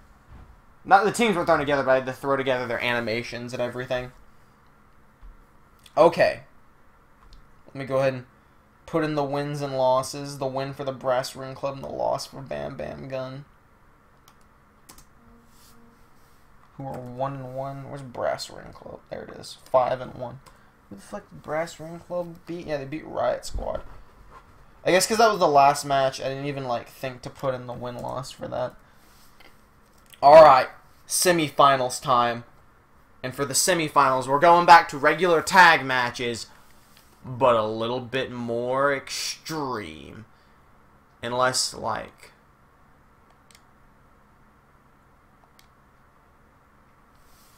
I'm actually going to Google something real quick. We're going to run a test, alright? We're going to run a test. The copyright thing is going to stay up because this isn't going to be the actual match. I'm just going to enter in a bunch of fucking random-ass dudes. And we're going to hit start. Because I want to make sure... Okay. Well, I'm an idiot then. So, I was incorrect. The semifinals will also be Tornado Tag, right? But they are going to be Tornado Tag Extreme rules. So they're not going to be elimination. It's just first team to win wins. but there's also going to be weapons allowed. I was just going to do Extreme Rules like regular tag match, but I guess you can't. And admittedly, that makes perfect sense. You can't get disqualified for tagging in or anything. So semifinals are going to be at normal momentum now. Extreme Rules. Put me at Bash of the Beach, which I appreciate. And the first of our semifinals are the Wyatt family. Bray Wyatt. No, wait. Let's be smarter this time. Let's choose Luke Harper. And it puts me on Bray Wyatt. He's done it. Going up against True Despair? Yes. Against True Despair. The Witch Doctor, the Bear. Impressive. Extreme Rules Tornado Tag, not elimination as far as I can tell. It didn't say elimination. It just says Tornado Tag Team Extreme Rules. We have a team led by a real fan favorite in a match I am sure we will not. So we've done normal matches. We've then taken away the need to tag. And now we're giving them free reign to do whatever they need to win. The Wyatt family currently undefeated. There's several undefeated teams right now. Both of the teams going into the next... No, they're not. Well, I say both the teams going into the next match are undefeated. That's not true. Brass Ring Club's not undefeated. Brass Ring Club and True Despair have one loss. Wyatt family and Weeaboo Crew are undefeated. So one team could walk out of this undefeated. As we take that away and Dunks chews on his rope. His ropey. He say, "Don't talk to me. I love you, Dunks." And the match begins. Wyatt's versus True Despair. And immediately True Despair going after weapons. And Bray's going to do the same. Luke Harper stops Monokuma from getting a weapon. I don't really know what Skeletor's planning. Bray Wyatt's got a kendo stick. And he goes right after Skeletor with it. A brilliant move by the Wyatt family to split up there. Allow one of them to grab the weapon. Allow the other one to stop them from getting a weapon.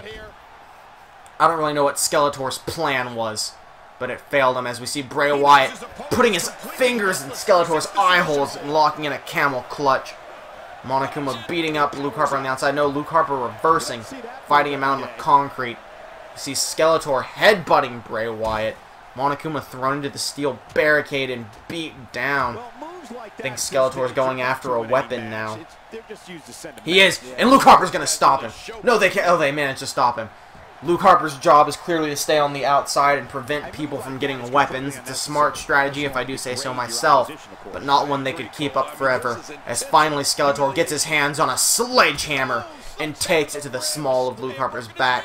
Side suplex to Monokuma, as, oh, Skeletor just throws Bray Wyatt aside. They are just going at it. This is not false count anywhere, in case you weren't aware. The match does have to end in the ring as Skeletor is sent into the steel barricade again. Skeletor, however, getting reversed by Bray Wyatt as Luke Harper and Monokuma are both laid flat out on the ground. Monokuma punching Luke Harper in the back, arm drag by Harper. Throwing him aside. Bray Wyatt telling Skeletor to follow the buzzards. Punching him hard in the back. And he's going to hit a power slam. Power slam on the concrete to Skeletor. Luke Harper kicking Monokuma where his bomb would be. Not the best move, but I'm sure it hurts. As we see Skeletor taking Bray Wyatt back in the ring and Monokuma having a comeback against Luke Harper. Skeletor and Wyatt going back and forth. I don't really know what Monokuma's planning in the ring as Skeletor slams Wyatt down. Harper sending Monokuma back down to the ground. Oh no. Oh no.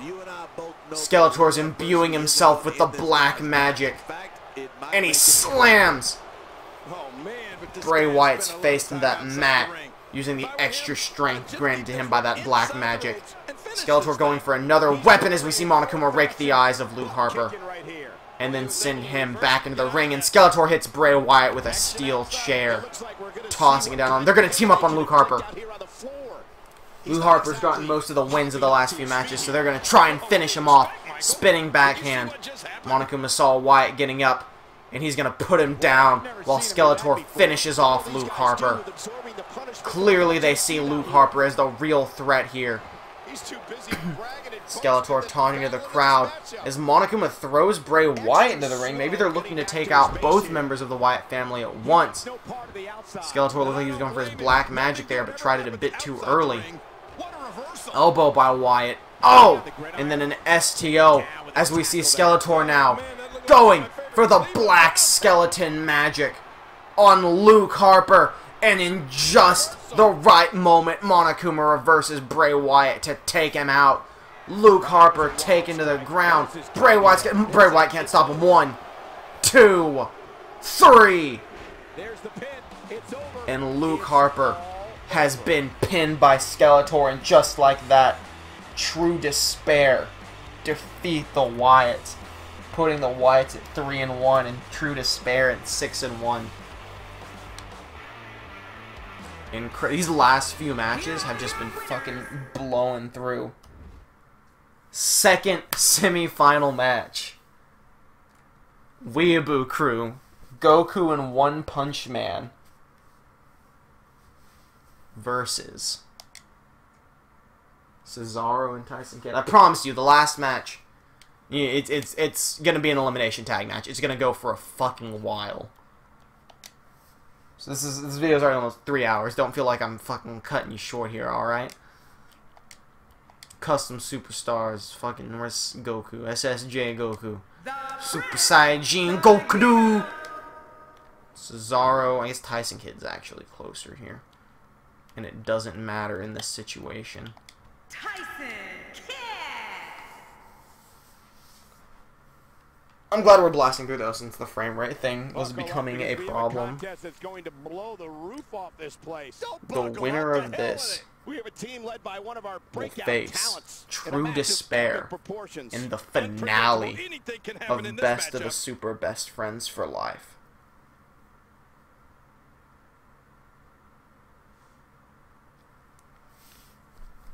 This loading screen might take a minute. Maybe I should have put the copyright thing up for this so as to not kill a ton of frames. But hey, maybe it doesn't matter either. But that's actually like a rather quick loading screen for having 2 calls. I'm sure it helps to not load entrances. Here we go. Second to last match of the tournament. And right away, Tyson Kidd's just getting punched by One Punch Man. Just beating the shit out of him. I really hope we don't see someone just like murdered like we did in the last one, as we see Goku fighting back against Cesaro now. I think this might be the end. I think the moment One Punch Man and Goku are both on top is when it all goes to hell. Tyson Kidd able to shift momentum though before Cesaro went down, so that's going to be their only saving grace to stay in it. Oh, and Goku getting up the second rope as One Punch Man. Oh! And Cesaro and Kidd both on top now. And I didn't finish a single sentence there. It's because there was a lot happening. Cesaro now suplexing Goku on the inside. Do you see that springboard leg drop from Tyson Kidd? That looked like it fucked both of them up.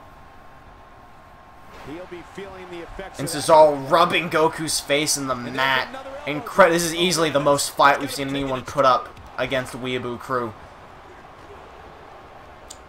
Goku now, Fez pressing Cesaro as One Punch Man throws Tyson Kidd aside. And this could very well be the end. No! Jawbreaker by Tyson Kidd to One Punch Man. Step up Enziguri. And the leg sweep from Cesaro. Cesaro going for a weapon? Cesaro is in fact going for a weapon, but I believe Goku is going to stop him. No, Goku did not stop him from getting the sledgehammer, but he did catch the sledgehammer and hit him in the nuts with the handle. But an arm drag puts Goku away. As we see, One Punch Man just repeatedly kicking Tyson Kidd, who wisely rolls out of the ring. One Punch Man following, Cesaro stomping Goku on the outside. Roundhouse kick from Tyson Kidd. And goes for a neck breaker. One Punch Man able to fight through. Big elbow to Kidd. As now Goku stomping on Cesaro on the outside. One Punch Man has Tyson Kidd up for the gut buster. Goku throwing Cesaro around. And then a DDT from One Punch Man. This could be bad news for Tyson Kidd. Big kick to the face. Cesaro might want to go save his partner. I think Saitama could be getting ready for the one punch. But Kidd able to reverse out of it. Going for a springboard. No, he's going for the top rope as we see Cesaro and Goku still duking it out on the outside. Top rope elbow drop to the back of One Punch Man's head. As we see Goku just beating the shit out of Cesaro on the outside. Tyson Kidd going for the pin. 1, 2. One Punch Man kicking out. Goku slamming Cesaro's arm into that concrete, doing some serious damage. And Cesaro out of nowhere throwing Goku back into the ring. I don't know if that was the wisest move, since it seemed like Tyson Kidd had things handled. But maybe not anymore. Oh my god. No! Cesaro, turn around. You've got to stop him. No, your partner! He missed. He whiffed. He whiffed it. One punch! And he's dead. Tyson Kidd's been killed. And we thought he was safe after Saitama whiffed, but no. Tyson Kidd has now been killed. But he's crawling back up to his feet. Saitama got distracted with Cesaro. Now hit him in the back of the head, going for that side superplex, sending him across the ring. Tyson Kidd going after Goku now. Fireman tossing him. Shoulder tackle by Cesaro. I do think Saitama is the weaker of the two in terms of defenses and could be more easily pinned, as we see a shitty Samoan driver from Goku. And Cesaro throwing One Punch Man. No, he's not. Goku runs in and punches him to stop him. Saitama getting thrown to the other turnbuckle instead and fights out. And a snap suplex to Cesaro for his efforts. Tyson Kidd able to get back up to his feet. Northern Lights suplex to One Punch Man. While Goku works the arm of Cesaro. What is Tyson Kidd plotting to do here? He's looking for a springboard. DDT busts open Cesaro. Tyson Kidd better hurry and help his partner. Springboard blockbuster to One Punch Man. Stomping on him. Goku's going to stop Tyson Kidd. He's trying to avoid him. Oh, and he gets punched to the outside. And that might be bad for Cesaro. Or maybe not, as it looks like he's going to get to his feet before Saitama does. Tyson Kidd now throwing Goku into the ring. Oh, and no one's paying attention to One Punch Man, and that could be a fatal move. DDT to Cesaro as Tyson Kidd gets picked up for the shitty Samoan driver. Both members of the Brass Ring Club look like they're in trouble.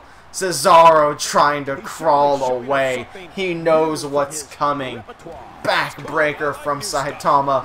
Who's calling for it? He's gonna kill Cesaro. One punch!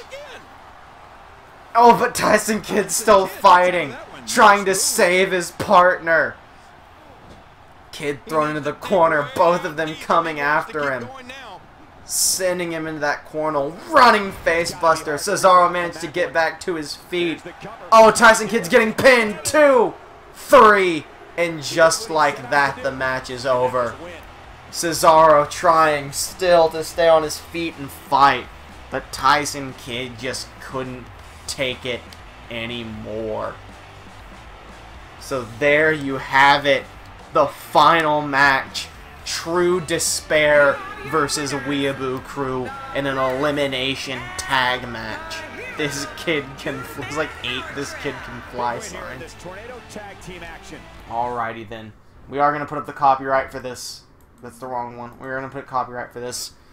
Because this next match is going to go a lot longer as the finale of the best of the Super BFFs for life. Weeaboo Crew now 3-0. Brass Ring Club now 5-2. Unfortunately for them. Elimination tag match. Here we go. Definitely not at Fastlane. We're still at Bash at the Beach. The winner of this match will get a tag title shot at the Royal Rumble, as well as a Caribbean Cruise. Caribbean Cruise. Custom Supers. Are you okay, Dunks? Are you unhappy? Did you drop your ropey? There's your ropey back. Skeletor. Where is he? There is Skeletor.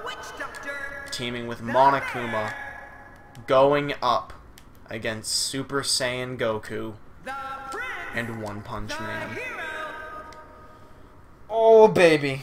The finale of the best of the Super BFFs for life. I hope it's not raining outside. I'm ready for this all to finally come to an end. A over 3-hour tournament. Here we go. 3-0 Weeaboo Crew versus the 6-1 True Despair. I mean, like, I expected these two to go far. I didn't really expect Weeaboo Crew to be in the finale. I think I kind of expected True Despair to be in the finale.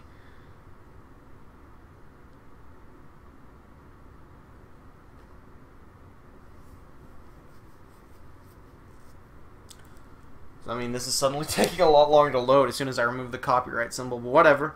We're good to sit here, see how things go. Dunks, you drop your ropey again. Who do you have this match, Dunks? True Despair, Skeletor and Monokuma, or Weeaboo Crew, One Punch Man and Goku? Dunks refuses to choose. He does not want to spoil the match.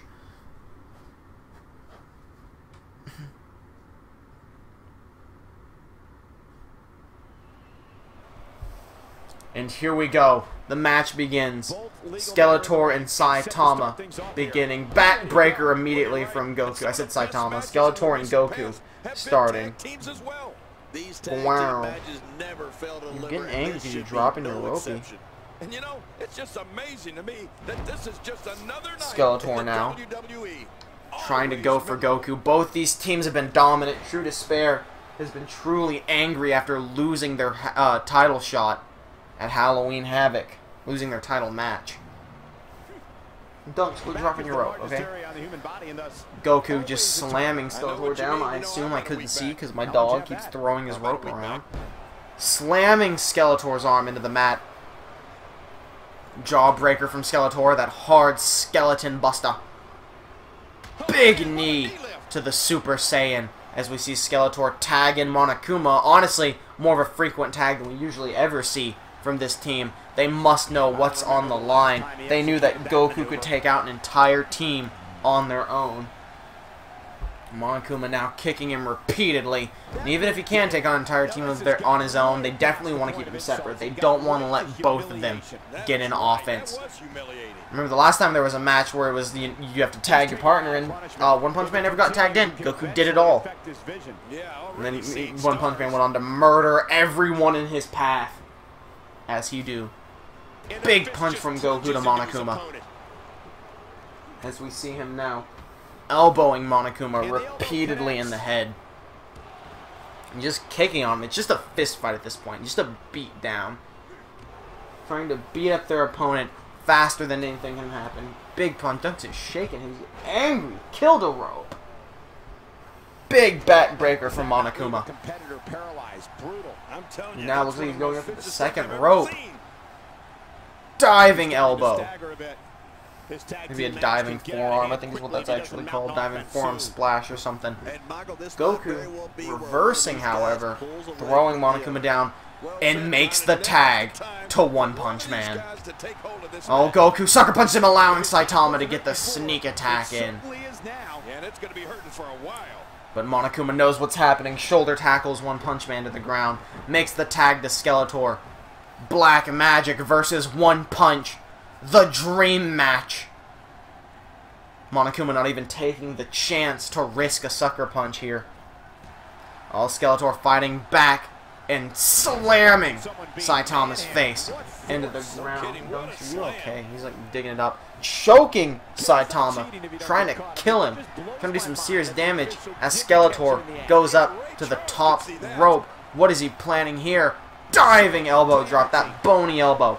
Digging right into One Punch Man's chest. Skeletor hyping up. I thought he was going for Black Magic instead. He's just going for, I don't really know what the name of that is, I'm going to be honest with you. Big punch from Saitama, hitting him in the pelvis. And then a back elbow. Saitama thrown into the ropes by Skeletor and just kind of bumped into him. The disrespect into a clothesline. Skeletor stomping on him now. I think Skeletor might have One Punch Man's number. Magic versus might right here. Skeletor going for the pin. 1, 2. And Saitama kicks out. And remember, this is elimination, so Goku would still have a chance. And that is a legitimate chance, since Goku was able to beat an entire team on his own. Admittedly, that team was Bo Dallas and Curtis Axel, but nonetheless, it's possible. Skeletor now throwing Saitama into the corner, where he's going to be met with a tag team maneuver. Double elbow. It's a really shitty tag team maneuver, where Monokuma decides to taunt in the corner a Skeletor. He's almost called him Skeletuma. Monokuma continuing to just stomp on the back of One Punch Man. Ball is beautiful. I'll say it louder for the people in the back. Say Skeletor and One Punch Man. Monokuma's not really bald, he's a plush. I assume he's soft despite being mechanical. And Goku's back in the match. And Monokuma's going to want to get out of there as he gets kicked in the gut. Goku dragging him close to the center of the ring, then hitting him with a leg drop. Now just stomping on him repeatedly. Really just the one stomp, though. Twisting the arm of the Super Saiyan, taking him down to the ground, only to get punched in the gut as Goku makes his way back up to his feet. Goes for another right hook. Monokuma catches him with one of his own. Northern Lights suplex. What is Monokuma's plan here? Does he have some kind of strategy for this? Potentially, as he takes Goku back over to their corner. Oh, and Goku reverses. And what is he planning here? Irish whipping him. Oh, the running face buster that he used to put away Tyson Kidd. As Goku now goes to the second rope and dives off for the forearm splash. Monokuma kicking him. Goku no-sells it and throws him right back into the corner. So you know that's not going to be good for the King of Despair. Oh, Skeletor telling him off, and the ref telling him, of course, to get out of the ring. Oh my god. What is Goku doing? Goku setting him up for a superplex from the top rope. Incredible. It's Goku now trying to rip Monokuma's leg off. Monokuma doing his best to stay in there and immediately pushes him down. Monokuma saw him do that to the Miz and knew exactly how to get out as he grabs Goku closer over to his corner, picking Goku up, but Goku elbowing Monokuma in the face, fights out of whatever that dastardly bear had planned. They stare each other down for a second before Goku gets Monokuma with the DDT. Oh no, could Goku win this entire tournament with the shitty Samoan driver? He busts Monokuma open. There's stuffing and mechanical bits going everywhere. Pink stuffing at that. Goku just repeatedly injuring the busted open head of Monokuma. Goku is now calling for his shitty Samoan driver to put the bear away. But no, Monokuma reverses, kicking out the knee of Goku, sending him into his team corner. What is Monokuma planning here? Oh no. He's got Goku trapped in the fuck corridor. And here comes Skeletor to assist them. They have to the count of 5 to break it, but it doesn't matter when they just keep tagging themselves in. There's absolutely no way out of this until Monokuma sends Skeletor flying your way. Goku in serious danger now as Skeletor goes for the pin. 1, 2. Monokuma able to not take out One Punch Man. Oh my god! One Punch Man just flattened Monokuma and he goes right after Skeletor. They've unleashed One Punch Man and he murdered them all, but he can't get out of the ring. Okay, I was saying, is the ref going to count him in and they're going to lose by DQ? Unless they wouldn't lose by DQ, One Punch Man would just get thrown out by DQ. What a match! And One Punch Man might have just saved this match for his team. Goku staring down Skeletor. Monokuma trying to stare down One Punch Man. Goku going after him now. Big neck breaker from the Super Saiyan. It looks like he's ready to tag in One Punch Man, who's busy playing up to the crowd, but here he comes. And Skeletor better look out, because here comes that madman Saitama. Skeletor was ready, hitting him with that shoulder tackle. Into the pin. 1, 2. Oh, not even a 2 count. He's going to have to do a lot more. And, oh, Monokuma wants none of it. We've seen this time and time again. Skeletor's not even going to argue with him. He knows he can't afford to argue with him if he's going to take out One Punch Man. Skeletor throws him into the corner. Oh, but One Punch Man reverses. Now sending him back harder into that corner with the running face plant again. We've seen that from him before. I mean, it's definitely a first tonight. This is great. This guy will try anything. And a DDT, not busting open Skeletor, but gonna do some serious damage to the skull. It doesn't matter. Skeletor knows he has to fight through. Hits him with the jawbreaker. Goes for the punch. One Punch Man reverses. One punch! Skeletor in serious trouble. His jaw has been blown off of its hinges.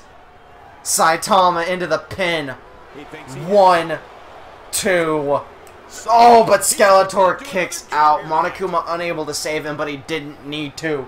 Skeletor barely holding himself together with his black magic. Oh, went for the spinning backhand and missed. So Saitama catches him with the suplex. One Punch Man needs a chance to recharge, so he's tagging in Goku, leaving him to pick the bones, pun intended, of Skeletor. 1, 2. Skeletor still kicks out, still able to piece himself together. Who is going to get this title shot and this Caribbean Cruise spinning backhand to Goku? Skeletor, by the power of Grayskull, is hulking himself up. Goes for the backhand again, but Goku stops him, sending him into the corner. Oh no. Oh, Monokuma trying to get in the way, and he doesn't stop the flying face buster. 1, 2. Oh, Monokuma didn't do anything. Skeletor had the ropes, and One Punch Man decided to run in and attack Monokuma anyway. Jawbreaker by Skeletor. They can't seem to get it all together. Goku now. Russian. No, not even a Russian leg sweep. Like a kind of inverted Russian leg sweep to Skeletor. Now slamming his knee down. Monokuma's been taken out by Saitama. Goku has Skeletor up, throwing him into the corner. No, thought we might see a tag team maneuver there, raking the back of Goku. Oh, out of nowhere, he wasn't able to use the black magic, but he was able to use some of the strength he had built up in him to take Goku down. Spinning backhand, which Goku avoids. It wasn't enough to finish off Goku, but it was enough to give Skeletor a bit of an advantage for a second. Oh my god. No, they're not. I gave them a tag team finisher, and I keep expecting them to use it. But they're just going for that double elbow. Into the pin now. 1, 2, 3. Goku's been taken out. They actually stopped One Punch Man and took out Goku. Is True Despair about to win the best of the Super BFFs for life? The 5 Moves of Despair by Monokuma. As Skeletor's taken out of the ring, Monokuma gets him up, punching him in the head. Back suplex. Getting him up once again. Oh, are they finally setting up for their tag team finisher? It's about time for True Despair! Skeletor into the pin. The ref isn't paying attention. 1, 2, 3, and it doesn't matter. They finally bust out True Despair at the very end. Monokuma and Skeletor are the best of the super best friends for life. Even though they had arguably the worst tag team chemistry. So not only do they get to go on a Caribbean cruise, they will get another shot at the tag titles at the Royal Rumble. Thank you all for joining me tonight. I will see you tomorrow, the next stream. at Survivor Series. Thanks for watching.